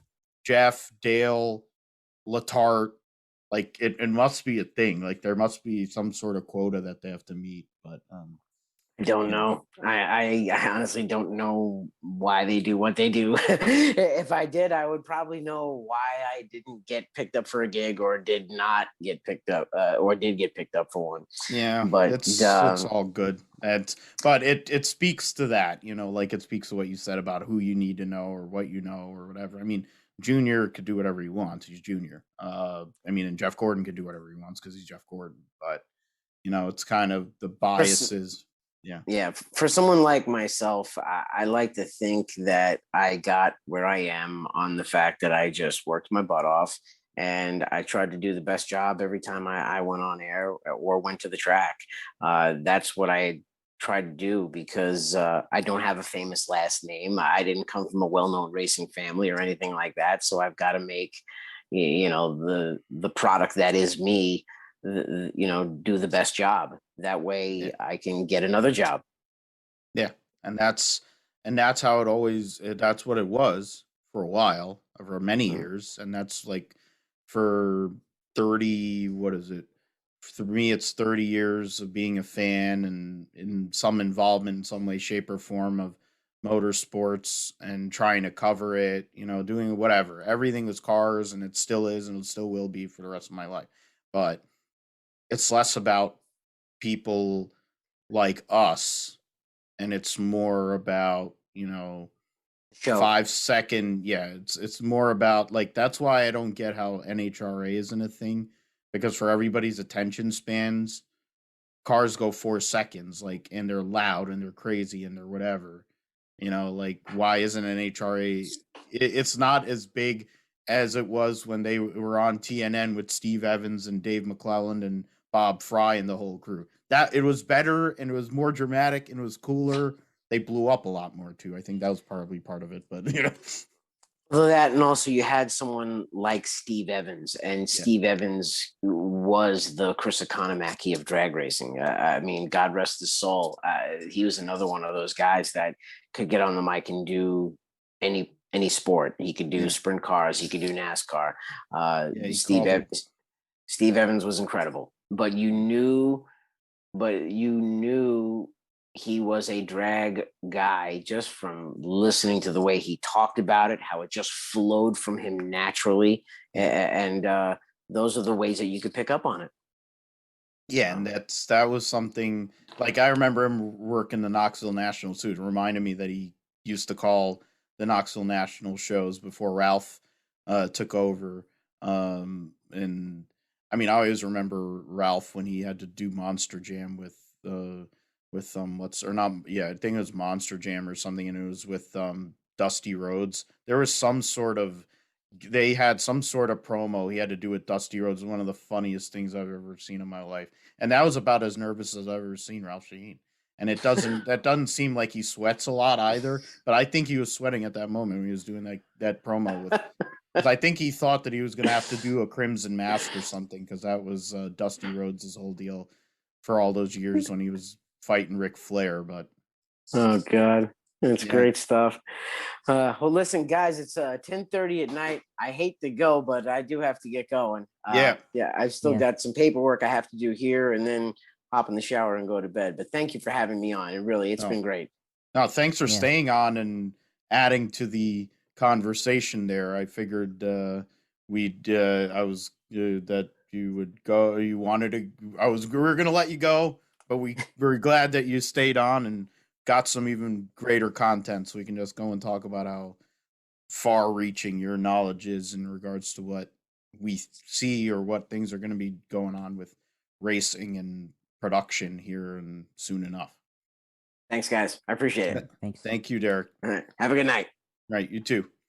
So I mean, when it comes to this IndyCar race, let me just go through the results. Rinus Veekay, Roman Grosjean, Alex Palou, your top three. Joseph Newgarden finished, and those were three of the four. Five guys led the race. 77 of the 85 laps were led by VK or Grosjean. Otherwise, Palou, Scott Dixon, and Ryan Hunter-Reay were the other leaders. When it comes to Newgarden, Rahal, Pagenaud, Rossi, Scotty McLaughlin, Dixon, Ericsson, your top 10. When it comes to guys that were in the top 10 in qualifying, Herta finished 13th, Ed Jones finished 14th, and then Jack Harvey started third and had problems, finished a lap down in 23rd, and Connor Daly got wrecked on the first lap. He had issues, and he finished dead last. He got into it. Pagenaud nailed him on the start. So going into the point standings, Dixon has a 13-point lead on his teammate Alex Palou. Joseph Newgarden is 28 points back of Dixon in third. O'Ward 30 points back in fourth. And Graham Rahal is fifth, 39 points behind. Rinus Veekay, after his win, is now sixth in points. So it's double points for the Indianapolis 500. So all these guys, it's 100 points to win. Right now, there's 16 drivers within 100 points of the lead, but it's Scott Dixon, and he dominated the race last year, and it was a good pit stop and a great late race adjustments by Takuma Sato that basically cost Dixon that elusive second Indy 500 win. But I mean, we'll get into the Indy 500 here in a minute because they have practice. They've been got some new cars, different teams. What are those chances looking like, and some of the one-offs that we're going to see for sure. Dover was a Hendrick Motorsports benefit. It's something we haven't said in a long time. Top 4 Hendrick Motorsports. Yeah, they swept the weekend. They swept the weekend, and it was pretty epic. It looked like Young Money was going to get the win. He's done this a lot this year and most of his career, frankly, where he'll lead a lot of the race, and then when it counts, it doesn't really go his way. It wasn't his fault in terms of on the racetrack. You could blame it on pit road and not really having the best car at that point. It was clean air. Alex Bowman and the 48 crew going and making a great pit stop to put him in the lead. And from there, he took off and won his second race of the year. First time he's had multiple wins in a season. He's only the second driver so far in 2021 with multiple wins. You had Larson finish second in that race, and William Byron, who continues to knock top tens off. It kind of fits the narrative of what Derek was talking about in regards to people turning wrenches or being somebody who could actually give you that kind of feedback versus somebody who can't. Actually, I'm sorry. Elliott finished third and Byron finished fourth, but still. Top 4, all Rick Hendrick. Hasn't happened in a while. Logano finished 5th. Harvick, Hamlin, Reddick, Daniel Suarez, a lot of weeks this year. If there's been a car or a team that has probably been the most impressive in this sport this year, it has to be, Trackhouse is really in the running for most impressive team, especially for a brand new organization. And considering that RCR equipment relative to where they were last year, the 43 car not really running all that much better. It's the same crew chief, same stuff more or less, but they just have theoretically a better driver. Granted, statistics would say that and Eric Jones is a better driver, but even with his talent and his experience and all that, they've only been able to run good about once a month, which is what they did. Yeah, it was the same with Bubba. With Bubba. And then for all these years, they were running with the Germain team, and they're more or less trash. And that's probably why Title is never going to be able to find a full-time ride again. But now you have Daniel Suarez with Travis Mack, former Hendrick guy and junior motorsports guy, and they have these Chevys, and and in some cases they're outrunning the RCR cars. Not this weekend with Reddick, because Reddick had a good car and he's been on a little bit of a momentum build here. But Hendrick Motorsports doing what they did for decades, dominating the show. So basically, what is it? 361 laps, 381 laps led there by 3 Hendrick cars, and then the rest of the field led 20 something there with what's it called? Hamlin had 2, Truex had 16. Yeah, so 18 laps. And other than that, Briscoe for me, Truex was on pole, led early, and then whatever they did during the comp caution or something, they completely lost their handle, and he ended up finishing a lap down. Briscoe was gonna be the lucky dog at the end of the first segment, and a bad year tire failed, and then that was the end of his day, basically. He had a car that was good enough to finish top 20 for sure, and that just was a missed opportunity there for him and the 14 team to build on the momentum they've had the last few weeks. And they'll have qualifying, and they'll have practice this week at CoTA. But even with that, I'd still rather he had continued good performances because they're so far back in points. Um, Bubba Wallace had his best finish of the year in 11th.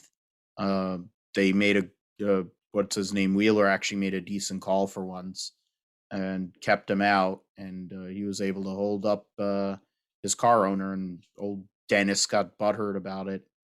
And it's like, well, you hired the guy; he has to race. He can't just pull over for you. It's not Formula One. Um, Ryan Blaney 12th, Kurt Busch 13th, Dylan Chastain, a good run for him. Keselowski another week without a crew chief or car chief, whatever, and just was kind of out there. And Buescher last car on the lead lap. So yeah, uh, Hendrick Motorsports benefit, huh, Josh? Yeah, I mean, with Larson, I mean, he led 263 laps, and obviously with that, I mean, you expected him to win, and I mean, you can't really fault him for not coming through this time. I mean, they lost the race on pit road, and I mean, it's not the first time that a Hendrick car at Dover has was the best car and led the most laps, and then basically lost the race on pit road or on a restart, and then ended up finishing second to another Hendrick teammate. I mean, I was trying to reference Dale Jr. Jimmy Johnson 2013 Dover Chase race there because that happened there. And I remember watching that one, but I mean, it was kind of a similar result here. Obviously, Kyle Larson really dominated that one, but I mean, you look at the way that it played out. It was basically Larson. I mean, he was just trying to make up time to Alex Bowman there at the end of that race, the last 100 laps, but just wasn't able to come through with it. And I mean, he had a couple of opportunities, maybe with traffic, but still, I mean, with Dover, for whatever reason, it's just the whoever's in the lead, it has clean air. And even with I mean, they ran the 750 package again at this track, and even with that, it still was a struggle for the previous leader, I guess, to get back into the lead, and they definitely didn't have a clean air, and they had to go through traffic and try to get back to the lead. And ultimately, it did not happen. But I mean, Alex Bowman again, you know, you kind of don't expect him to win like that, but he went out and won again. Now all of a sudden, he has the second most wins in Cup this year, and could be. Now we have to think about him as a name that could be a factor later in the year when we get to the playoffs. And could he be a guy that makes it to Phoenix with the championship four? I mean, we have to consider him now, especially with it what seems like this year being a pretty level year. But I mean, for Hendrick, I mean, all around looks like they've got a great start to the year, and it seems like they might be the team to look out for this year. And then also, like you said, Bubba Wallace, like was looking out for him at the end, trying to see if he could get in the top 10, get his first top 10, but did get it that 10th place finish. But of course, they did get their best finish of the year. So finally, a decent result for them. And then maybe it's the start of some better runs. I mean, they have been running kind of the bottom half of the top 20. So maybe they'll start running towards the end of the top 10. You kind of see that progression like I've talked about in the past on the show.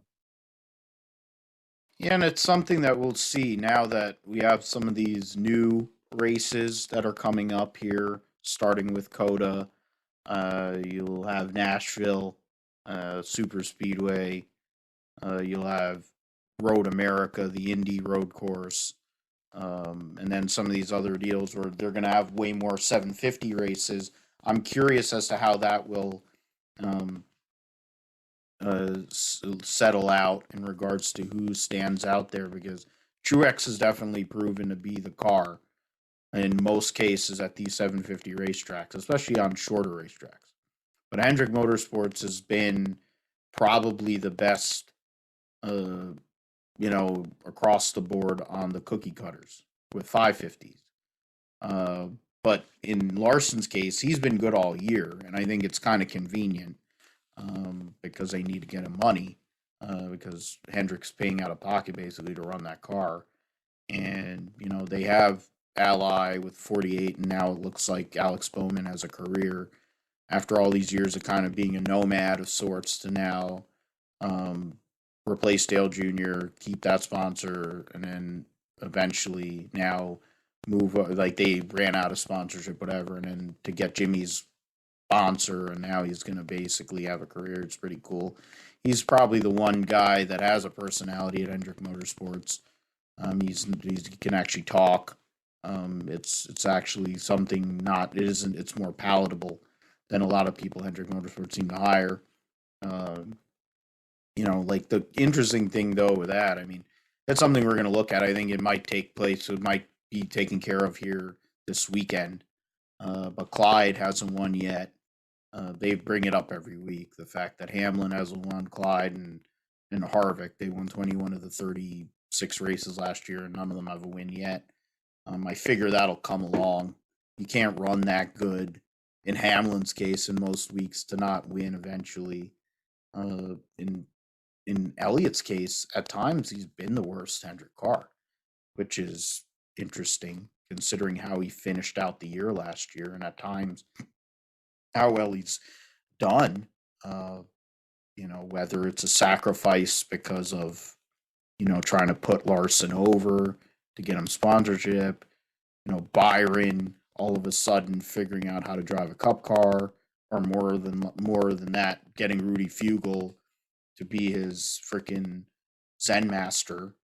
And then the Greg Ives, Alex Bowman combination finally coming of age, I guess, is what it all comes together in that sense. In terms of the points, right now, of course, you have 10 winners with Michael McDowell, who actually has less points than Tyler Reddick, so that'll be interesting. I mean, if there were more than 16 winners as it stands right now, Michael McDowell could be knocked out after winning the Daytona 500.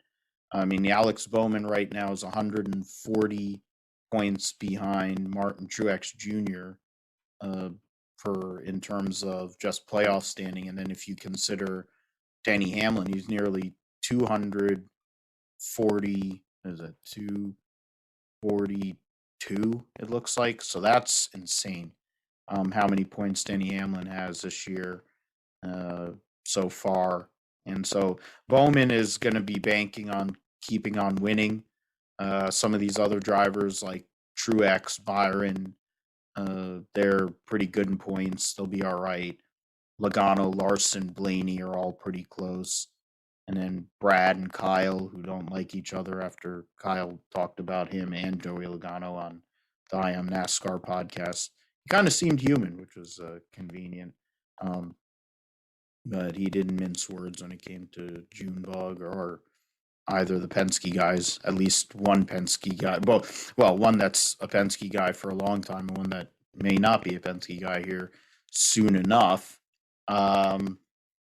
In regards to that, let's talk about it.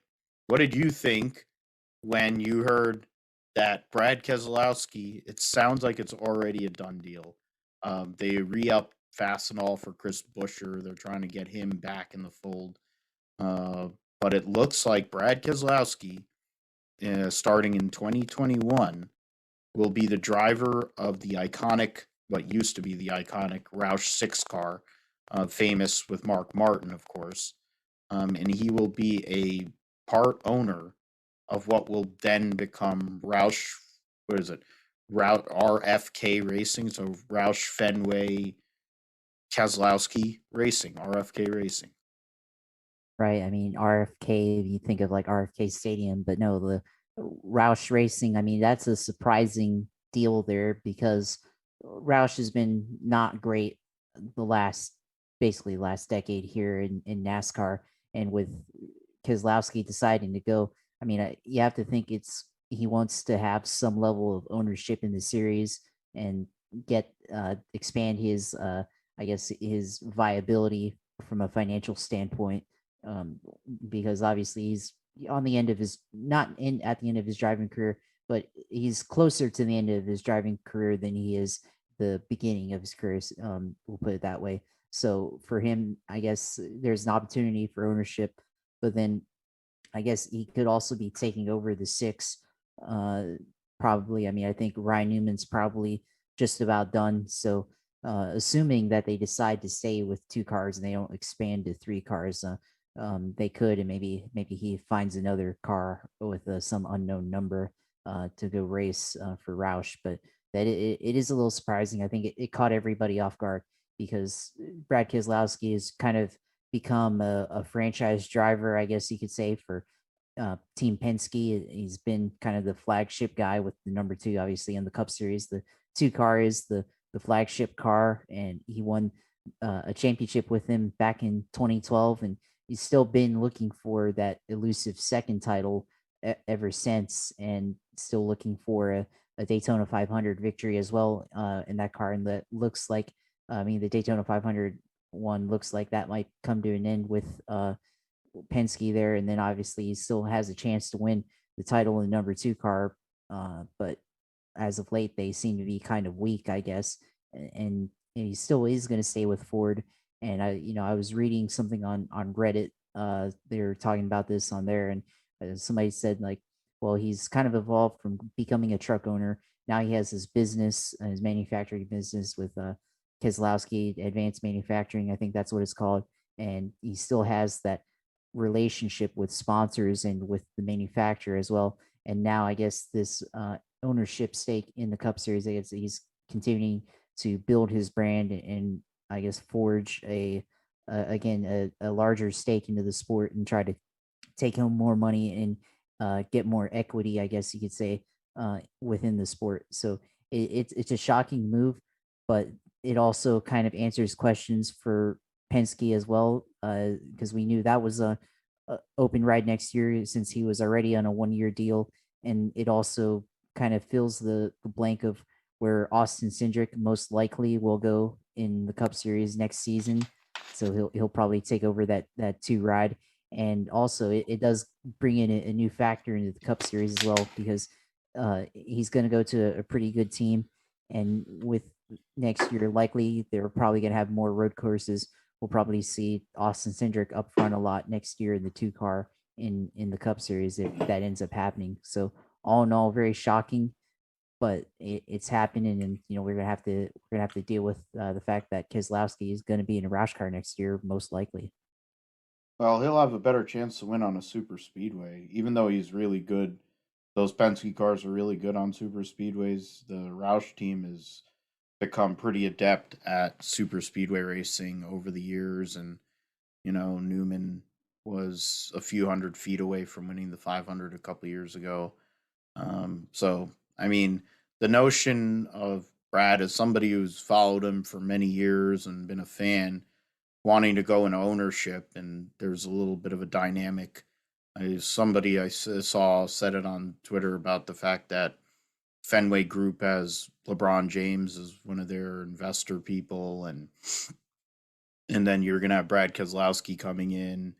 I think what is gonna happen is Roush Roush is part of the team, kind of like how Richard Petty, like they'll keep his name on there, but he's going to be stepping back, or he's going to be coming out of the lot, not limelight, and taking more time at home because of health and all, whatever. I mean, John Henry, his baseball team is whatever. They can go after themselves, but he was part of the Super League deal in soccer, and that blew up. So he's trying to go and get some other people, trying to put a different face to the team. Then they're going to put Bradley on there, and maybe they'll try to work LeBron in there, and that'll be a great dynamic to see. But to go and kind of change the narrative and try to get new sponsors and get new people in and get fresh faces, maybe get that charter, because I think they have 3 charters. They might get that 3rd charter back to try to run a 3rd car. I don't know if it's for No-Neck or for somebody else. I'd figure one of them, those guys that are never will be's in Xfinity that have tons of money, whether it's like Buckshot Jones or Herbst or a Nat or somebody that's never going to do anything. They may bring the cash and run that 3rd car. That might be a thing too. But I think the combination of a Brad Keselowski, Chris Buescher deal there with the Roush, Fenway, Keselowski, whatever, is not a bad combination. But I think he's going to probably want a different crew chief. They're probably going to have to make a lot of changes there in general.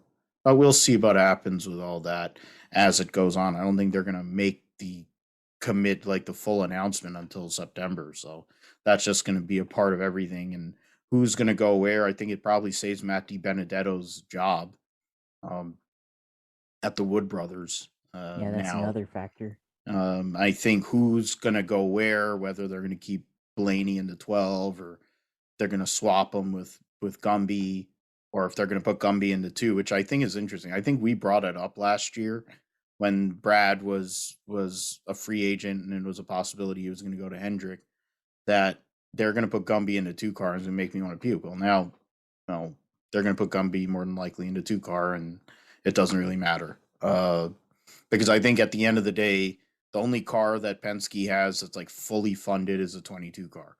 And that's going to become their flagship car with Joey Logano. And then they're going to build everything else. They don't have anybody else in the pipeline. They're riding Gumby, hoping he becomes this big thing in Cup. I don't buy it will happen, but it may. I mean, I look at him a lot like Cole Custer, as like a good meh kind of guy. He doesn't impress me outside of his road racing ability, but I already knew he was a great road racer a long time ago.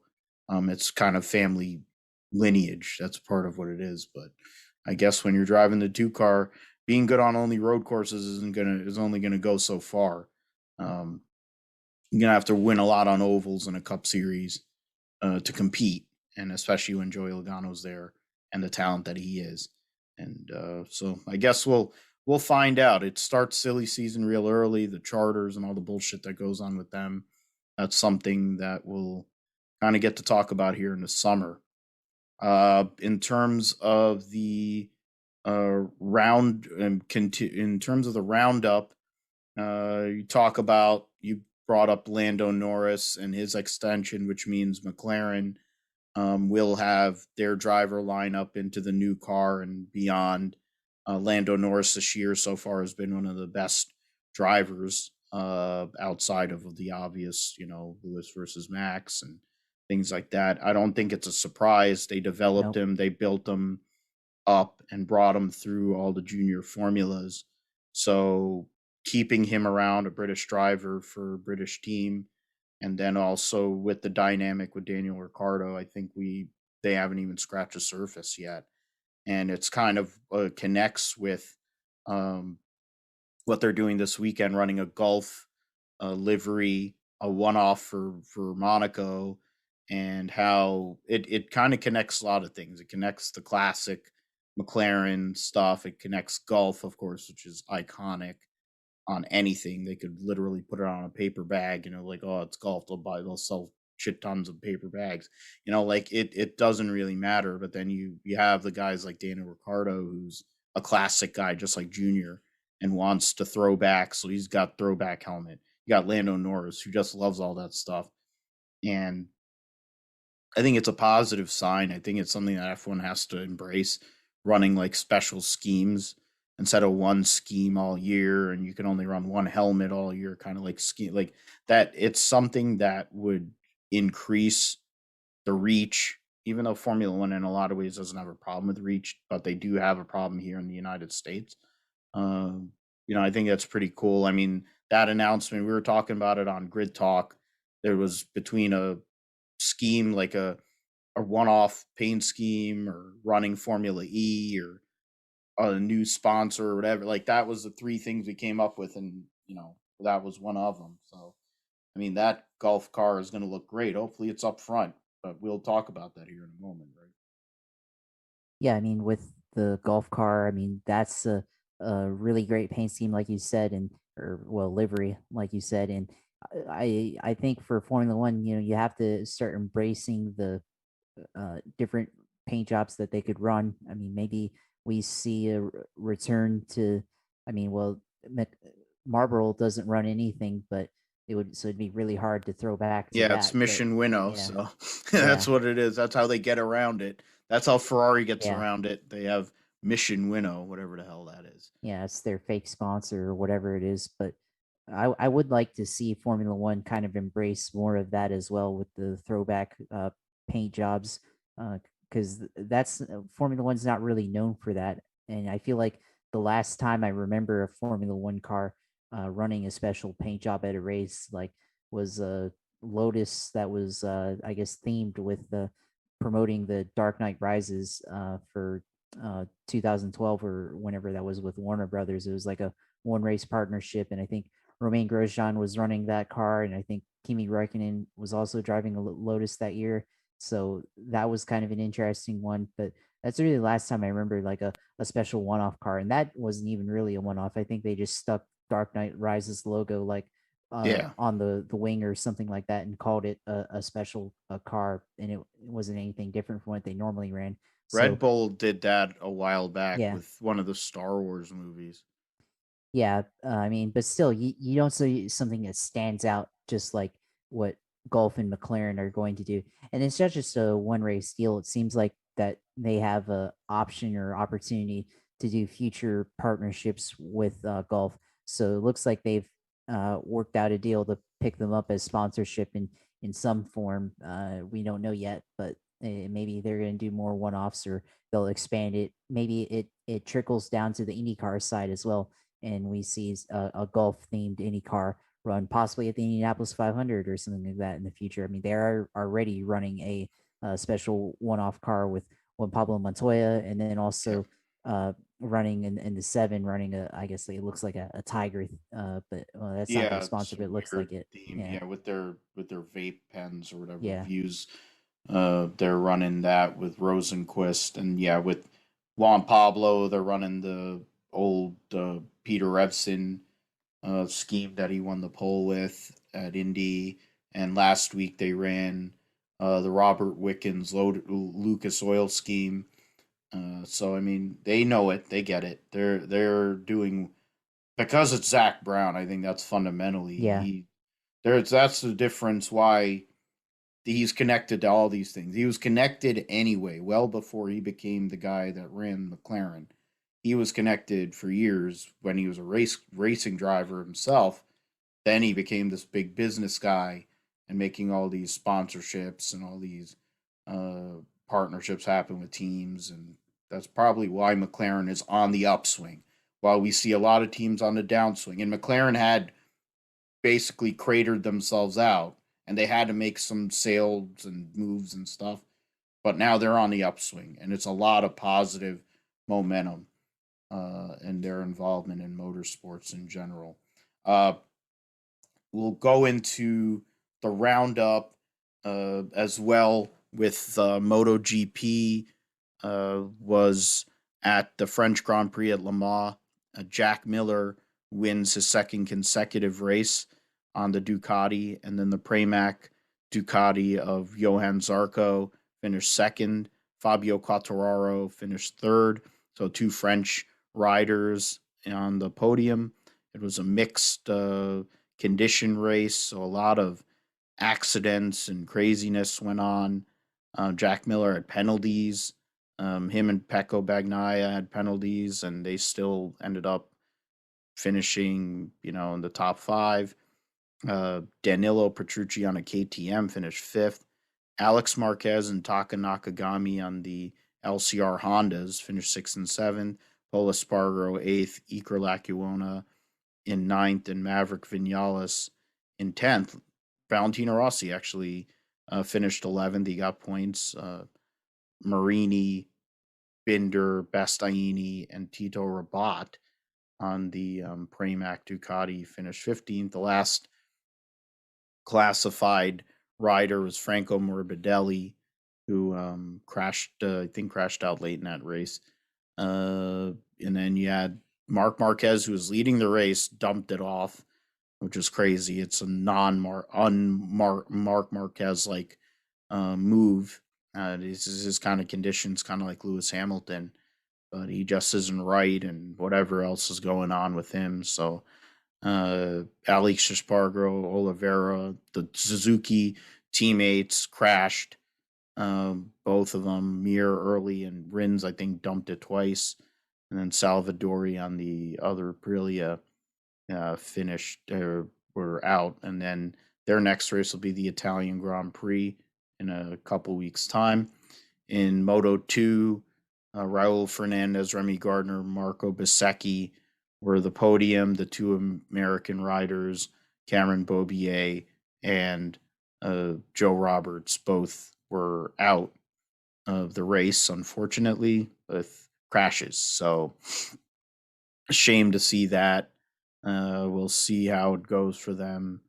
Mugello in a couple of weeks' time, and then in the sports cars, it was a great race. Honestly, at the IMSA race, there it was a battle between the Wayne Taylor Racing Acura and the Mazda team and the Whelen Engineering 31 car. It went down to the wire in the end.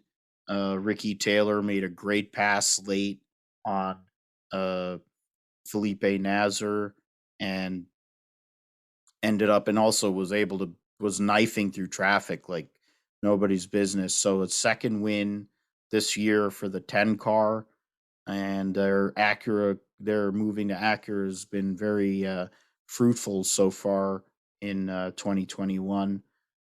Taylor and Albuquerque in the 10, the winners over Nasr and Durrani in the 31, and the 55 Mazda of Oliver Jarvis and Harry Tinknell. And the other three DPIs in the field, they all finished on the lead lap within 37, just under 38 seconds of each other. Cameron and Pla had more pace than that. The 01 was kind of not around. You didn't really see them or the 5, more or less, but we'll see what happens. Different racetracks, they'll be in Detroit for their next race. So that'll be, I think, more of a Cadillac track.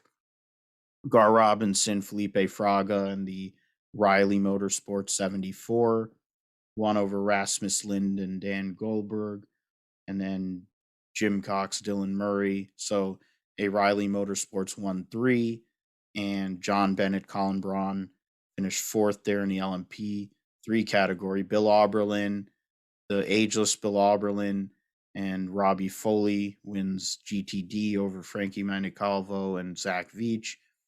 And then Madison Snow and Brian Sellers, the Paul Miller Racing Acura or Lamborghini, sorry, were the podium finishers there.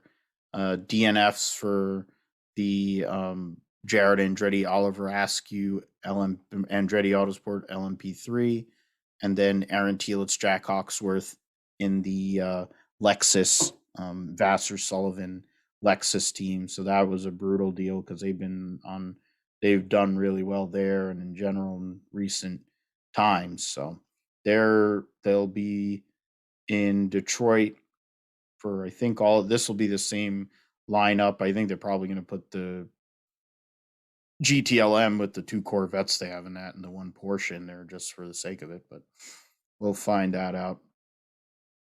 This weekend we'll have WRC Rally Portugal World Superbike at Motorland Aragon, along with the NASCAR and NASCAR. You got Formula One, of course, Indy 500 qualifying. So let's get into it.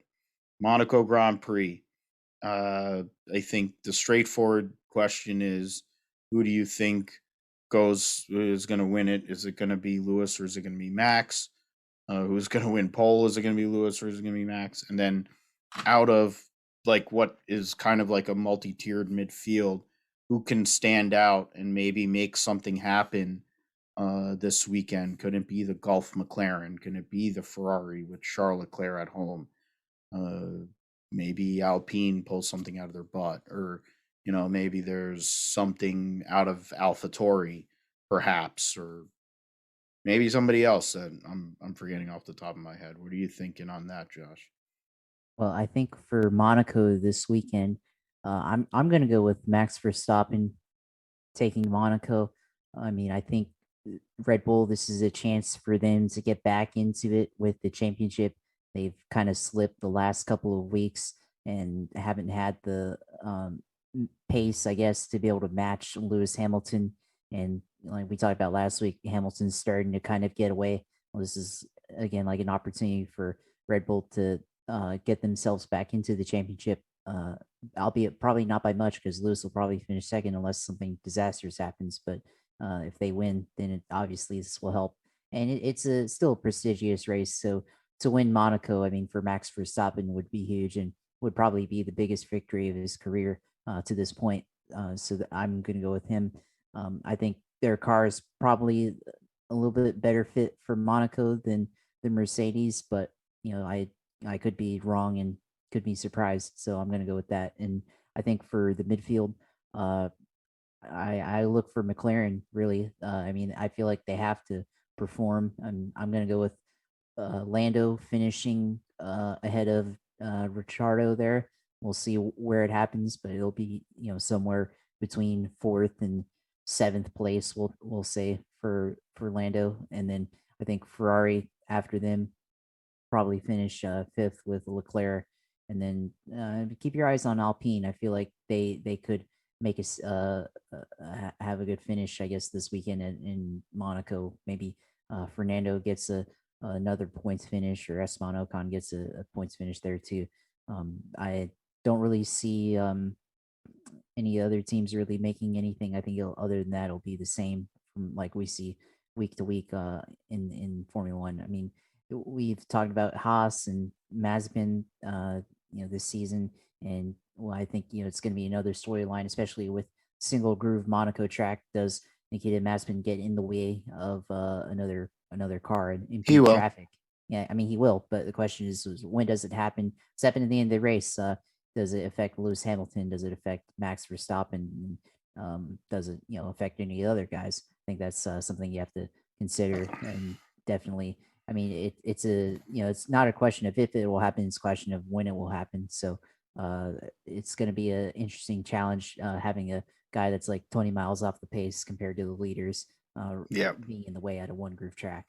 Yeah, we talked about that on the Grid Talk podcast. They park they do it intentionally. I was told by George, who's been on the show. He's the host of Grid Talk, George Housen. He's like, yeah, we basically make sure that you get Egghead and Lance Stroll because I don't like either of them. And but in the case of Egghead, that's like unless you're from Mother Russia, basically nobody likes that piece of shit. And it's a case of who he's going to get in the way of, when it's going to happen. It's going to happen every day. My thing is tomorrow's practice, because we're doing this on Wednesday night. They don't practice on Fridays, so I'm thinking that he bins it near the swimming pool complex and does it so that the chassis is so bad off. Like, I don't know how they're going to be able to run. He'll have to take a grid penalty and all that, which doesn't matter because he is a grid penalty. And then he'll just be driving around aimlessly like a dope and get in the way of whoever's leading, which I agree with you, Josh, will be Max Verstappen. I think this will be, after a couple of weeks and after what has transpired, I think Red Bull really wants to get back some power in this situation to try to give Max a chance at this World Championship. And some of these races are going to be running. They're going to run twice in Austria, so that kind of helps too. Now that they've had to cancel Canada, they had to cancel Turkey, so that's kind of an advantage for them too. So we'll see. But Red Bull does have to step up. I wonder if Checo, with more time, can finally get around this car now. If it'll happen now or maybe in the next race or two when that'll take place. Bottas, what can he do? Is he going to answer? He's talking about, he's looking for a contract by the end of the summer. George Russell's like, I want a multi-year deal. I'm like, well, I guess we're going to find that out real soon because I don't really know who's coming out of F2. I know none of them are going to a McLaren or going to Mercedes or McLaren now or Ferrari or Red. Basically, the only big seat is a Red Bull, and that is. And I have a hard time believing that Jehan Daruvala or whoever is at the Carlin team in Formula 2 is going to get moved straight up to the big team. I think Sergio Perez is probably going to be there next year, and they're going to keep Yuki Tsunoda at AlphaTauri, and then they'll probably bring up whatever Daruvla or whoever for that second seat, while Pierre Gasly goes off to Alpine. But that's something we'll get into. I think the midfield battle. I think Ferrari's gonna, and Charles Leclerc finally gets a big result at his home racetrack. Whether it's a podium or somewhere in the top five, he's gonna be up there. He's gonna be there with the McLarens. Ricardo's great at Monaco, so it might be an opportunity for him too. But I think Leclerc and Ricardo are the ones to look at for this weekend. Their teammates will be up there too, and then after that, we'll kind of fill out the points. What is it? So yeah, CoTA. I mean, it's brand new for NASCAR. It's going to be a very long. It's the truck race is going to be an abomination. I already know that. The only thing I'm looking forward to is Michelle Abate going and running in the truck series race. She runs Trans Am on the West Coast. She's a really good driver. She's part of that whole Shift Up Now group, and she's ain't bad to look at, and she can drive. There's some other people. You got Paul Menard.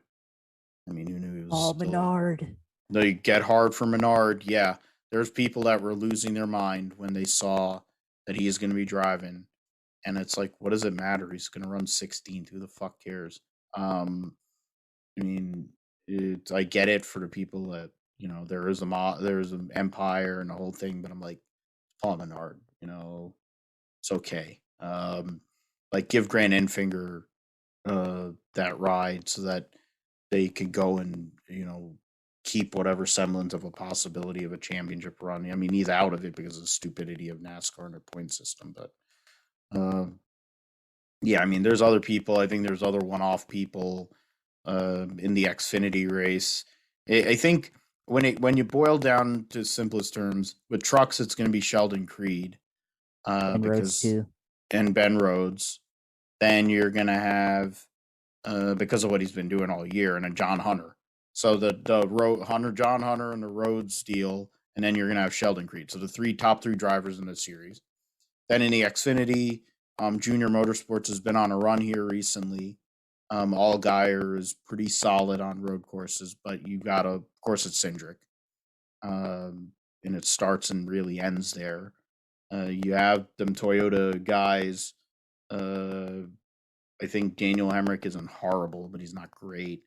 You have Bruckshot, same kind of deal. Harrison Burton. So I mean, I don't know if Ty Gibbs is in the race, it might be something. But the Cup race is the one that I'm curious about. That's the one that would probably be the most competitive. I think rain is in forecast for all weekend, so that will make it even more of a cluster, especially on the trucks and Xfinity side. But at least there's runoff area. But NASCAR doesn't know what a local yellow is, and when you consider it's like a 3.5-mile racetrack, that race might take 18 hours. And that's really part of what I'm dreading more than anything. I want to see these cars and trucks on this racetrack, but it's the way they handled with the stages, which is stupid in its own right. The gimmick, they'll probably have competition yellows. That'll be stupid. Then they're gonna have full course yellows. I think that's really what is going to be the story this coming weekend at CoTA. But I don't know. What are you thinking, Josh? Well, I mean, I agree with you in the truck series. It's probably going to be Sheldon Creed and Ben Rhodes trading the lead most likely.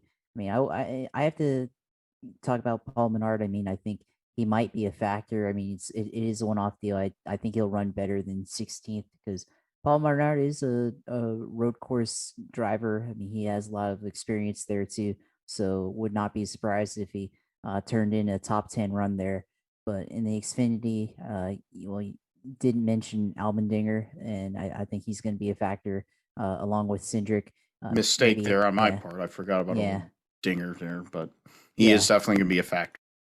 Yeah. So with Almendinger and Austin Cindric, It's going to be basically returning to Daytona when they took each other out at the beginning of that race at the end of stage one there at the road course there. And I think with Texas here at CoTA, I think that's going to be an interesting dynamic if they trade the lead throughout the entire race and we get a competitive deal with AJ and Austin Cindric there. So that I think that's we have to watch out for. Don't count out Justin Allgaier as well. That was a good point by you there. He's definitely been underrated guy, I think, on the road courses throughout his career in NASCAR. And then going to the Cup, I mean, I think with Chase Elliott, I think he's probably going to be the favorite, at least at the start. But I think you also have to factor in the Gibbs guys, Denny Hamlin, Martin Truex. They've been pretty good on the road courses. And of course, the first road course winner this year with Christopher Bell kind of came out of nowhere. But I think he's going to be a factor there on Sunday. I think maybe we'll see Kevin Harvick might be up there, although he did struggle last couple of road course races at Daytona. And this is the first non-Daytona, non-Charlotte road course race that we've had in a while for NASCAR. So it's going to be definitely an interesting deal there. So it's going to be a lot of good racing, hopefully. I mean, being a new track, we may get a surprise winner in all three series. Who knows? But rain is a factor, so that could be another thing that we're gonna have to deal with. So looking forward to the racing at CoTA this weekend with NASCAR. Yeah, there's going to be deeper fields for both Xfinity and trucks. 44 trucks for what it sounds like is going to be 36 spots or whatever. So that's going to be tough qualifying. I mean, Grant Enfinger actually is in the race. He's in the 9 truck. Was it Camden Murphy driving the 11? Kaz Gralla driving the 02. Roger Roos driving the 3 for Jordan Anderson. Let's see here. Going through some of these other people. These are all regulars. Jack Wood driving the 24. I think he's a K&N driver. I've never heard of him, but he probably is a K&N driver.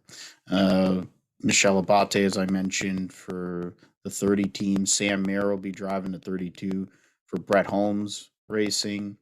Lawless Allen, which is one of the greatest names ever, but he sucks. Let's see some other randoms. CMI randoms. Parker Chase will be in the 51. Menard.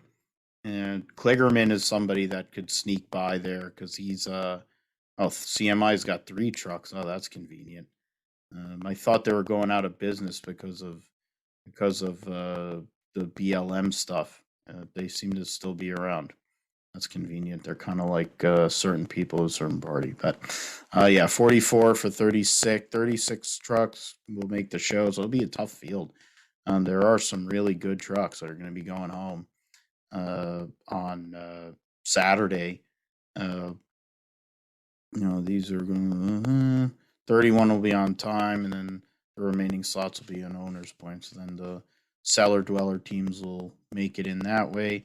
Xfinity is 43, or I think 38. Yeah, Preston Pardus driving a DGM number 91. Ryan Ellis is driving the 99. Jesse, where is it? Or Dylan. Austin Dillon's actually driving the Dylan Bassett or the Bassett Racing 77. So I think they're going to try to use his past champions provisional. Kyle Busch is in the race, so there you go. Jordan Anderson's using Tyler Reddick. So that's okay. So they're going to get him in the show no matter what because he's the most recent past champions provisional. That's a good move by Jordan Anderson. He hasn't been able to run a race all year. Chris Wright will be driving the 26. Andy Lally will be in the Our Motorsports 23. Cole Custer will be driving SS Greenlight number 17. Boris Said will, with Sebastian, my buddy from Facebook, whatever, he's crew chiefing Boris Said, the Ageless Wonder, as a Said head. That's great because I think they're going to put a decent car under him. It won't be as good as his Trans Am Dodge Challenger, but you'll take it. Miguel Paludo will be in the race in the 8. Spencer Pumpally will be in the number 6 instead of Ryan Vargas. I know there's people on Reddit that are mad about that, but Spencer Pumpelly is a pretty damn good race car driver. And Kevin Harvick is driving for Blowjob McLeod in the 05 car. So you're going to have some Cup guys. We're going to have some, I think, for all the regulars and talking about Hendrick and whatever, I think it looks like whether it's Kyle Busch or Harvick or whoever, I think, because at the end of the day, you know that those two guys, Custard and Harvick, are using old Stewart Haas road course cars. They're not using the equipment that they're actually driving with.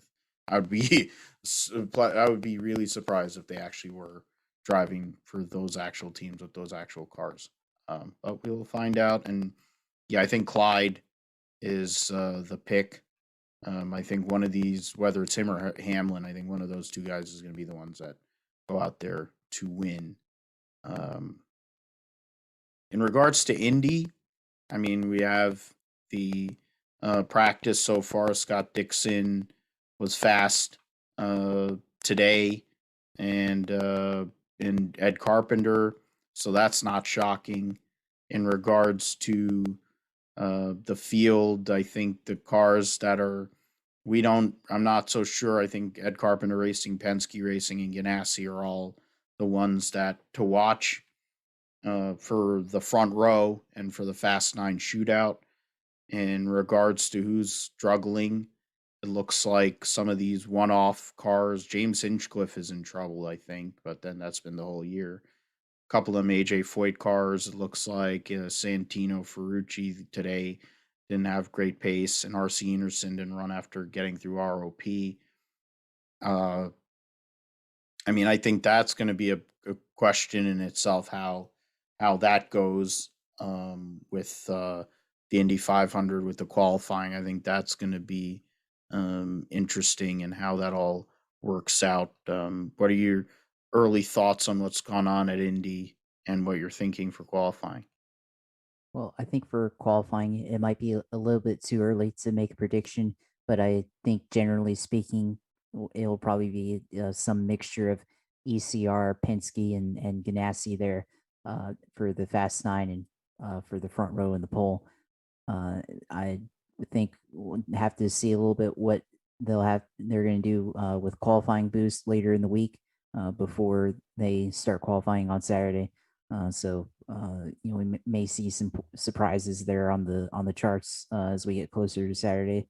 But I think in the early days for practice, I mean, Scott Dixon took the top spot on the timesheets this week or today for the practice for the Indy 500. So I think definitely he's going to be somebody to look out for. Marcus Ericsson, who we don't really see a lot of in this series, it seems like so far he's had a good start to his Indy 500 preparation. So maybe he might make a interesting storyline for qualifying or for the race. I think Connor Daly seemed like he had good pace as well. Look to see what kind of pace Ed Carpenter has. Tony Kanaan, also another guy who's in a one-off. Well, not really a one-off, but he's running the oval schedule for the 48 car. But look to see what kind of pace he has and what it could be his final Indy 500 start. We don't know yet, but definitely something to look out for. I think for the rest of the guys, I mean, obviously we know Penske's going to be there on Saturday, and we know they'll be competitive in the race.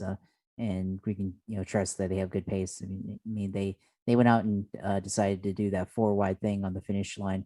If you saw a post on social media, they decided to post on their Instagram a picture of their cars doing a 4 wide salute to start practice. So they've definitely. I mean that was for show, but they definitely know that they're prepared for this race. So a lot of these guys can be interesting on what ends up happening and for like new teams like you mentioned RC forgot his name Ensign or Enerson. yeah Enerson, yeah, it looks like maybe they might be in trouble, but definitely going to be a different perspective of what they're going to be doing right now versus what they're going to be doing on Saturday. Because right now they just had ROP, and now on Saturday they're going to have preparation for qualifying, and we don't know what kind of pace they have. So they could be a team that fails to qualify, or maybe they surprise, but they qualify in 33rd or 32nd or something like that. Yeah, that's trying to get into the top 30 is really the goal for them. It'll be like what some of these teams have done over recent years, like what Dragon Speed did with Ben Hanley a couple years ago. You know, the having the Hail Mary by Juncos and the to knock out Fernando Alonso. You know, that's kind of what it is, but RC Anderson's probably gonna have to pull one out of his ass uh, Saturday and Sunday, really, and try not to wad the car up in the process to go and make this show. I mean, AJ Foyt's team outside of it looks like Bourdais doesn't have any pace, and so that's going to be an interesting dynamic. And then there's, of course, Root Beer Floathead, and the one, I think, one regular that even though he's driving an Andretti car, you have to wonder. They've had their moments at Indy where it's gone wrong, so it's you wonder for James Hinchcliffe, who has failed to qualify for this race before and has had a lot happen to him at Indianapolis. Um, could it be the time that it goes bad for him again?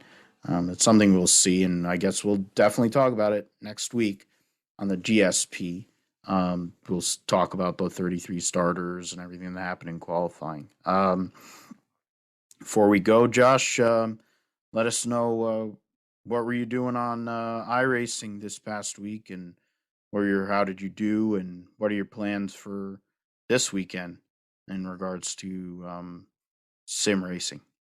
Well, for last week, I mean, I did the Indianapolis 500 for iRacing, and it was the last week was the fixed setup race, and then this weekend is the open setup race for iRacing. And I think for me, I was able to qualify on like earlier in the week last week, and I think my best attempt was like 39,786 average time over the 4 laps.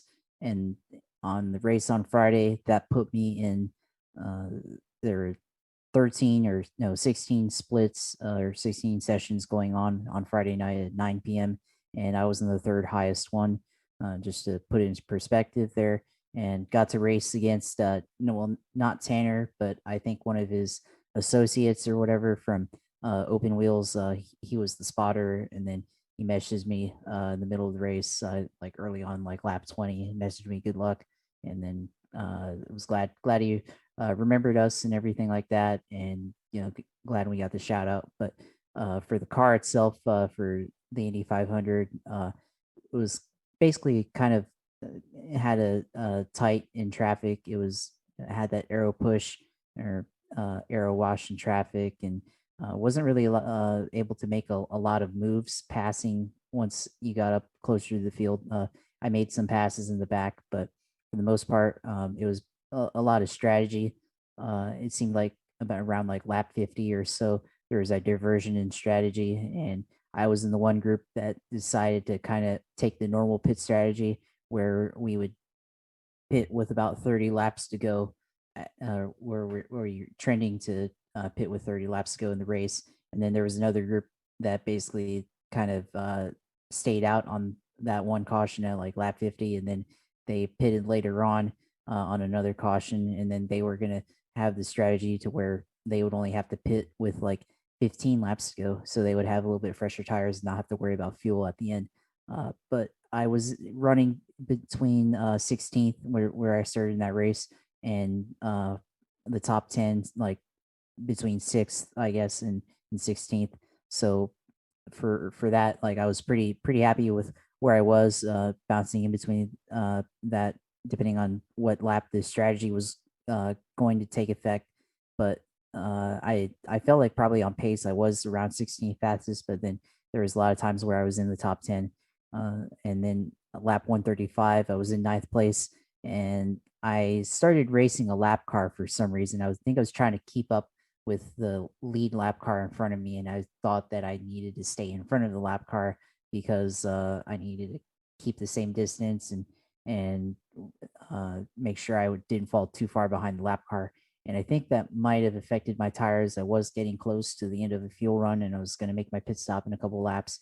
And then I let one car pass me. I let the lap car get by me finally, and then there was another car that got by me, and I fell back to 10th. And then coming off turn 4, got loose and started go veer to the left, and then I overcorrected, went back to the right, and went into the wall and collected another guy. So that was that was my run. I did try to go back out there and run some more laps, and then which I did. I ran about like 20 more laps, but then I was like, well, I was going to be in the way, and I don't want to be in the way of the race and affect any other any other run that someone else had, affect the leaders or whatever. So I pulled over and called it quits, and then just watched the rest of the race on the replay monitor in the game. So that was first attempt at the Indy 500 on iRacing. May try again this weekend with the open formula. So let you know if I do that. But I'm not mad about it or anything like that. But definitely learned a lot, and it was definitely a fun event, fun opportunity there. So definitely try to learn more as we go on and try to be there at the end of the race this time. It's definitely a lot harder of an event than the Daytona 500 was. I mean, that one was a wreck fest, but I was still able to stay in it. But with Indy, there's just a lot more factors that go into it, and you really have to figure out where you're going to be on the fuel strategy. How to adjust the weight jacker within a run to change with how traffic is versus when you're not in traffic. And then sometimes you also have to adjust the roll bars as well, and along with the setup. So well, that's before the race, but it's definitely a lot more challenging event, and definitely brings out the best in everybody that tries to compete in that. And it's definitely something that, it's difficult to get around, and the amount of competition and how tight it is to be able to compete and be at such a high level. I mean, it's respect for me, man. And good luck in the open race, because that's definitely, I mean, being in a fixed race is one thing, but with the open setup for sure, it's got to be even more insane. Um, where can we find your streams? Where can we follow you on social media so that we can keep up with all stuff you're doing and all the Jacksonville Jaguar news too for football as well and sports? Right. For Twitch, as always, you can follow twitch.tv/usailor2. And it's where all my Twitch streams are. Of course, go on there. You can watch the Indy 500 run, still up there, and still have all my other runs up there, which you can look at and watch. And on Twitter, you can follow me at JP Huffine. And where I'll be tweeting. I'll tweet out the stream when I'm able to, and when I'm able to run. So you'll see that there, get that notification, I guess, and of course interact if you want, and just have a conversation on Twitter. Eh, And for me, you can follow me at Philip G. Matthew on Twitter. You can follow us at Grip Strip Pod on Twitter, along with the philipgmatthew.com, where the shows will be uploaded, and it'll go on Twitter through Podbean, and then also on philipgmatthew.com. They'll also, you can find the Grip Strip Podcast on Apple Podcast, Amazon Music, Spotify, um, whatever. I mean, there's wherever you can find a podcast, you can find the Grip Strip podcast. That's what I always say. Apple Podcasts, Amazon Music, Spotify, Podbean, Pandora, and you can also find me on Talking in Circles. Clayton Caldwell, they're on Baby Watch there, so we'll see when they get their next episode out. And then we're iHeartRadio, Stitcher, TuneIn. There you go. They're also on the Grid Talk podcast, Formula and Grid Talk podcast. They're great people, so go and support them. Monkey See podcast, all the kind of people, and of course Derek Pernesiglio. I'm thankful to him for coming on and giving us a couple hours of his time. I know he's a very busy man. So I know it was a long night for us, Josh, but thanks as always for being the able sidekick that you are and being able to take up where I'm missing. And we thank you for listening to the Grip Strip podcast. We'll be back next week to talk about Indianapolis 500 and Coca-Cola 600, and of course Monaco Grand Prix, and anything else that comes along here in racing, football, and whatever, any other sport or anything that comes on our mind. So thank you for listening. Take care of one another, and whatever you want to mask or not mask, but whatever, just take care of one another. That's what we should have learned after all of what we've gone through, and think of those that are less, that are either not just less fortunate, but their health is maybe a little more compromised while we're going through this transition in time. Take care. God bless. Good night.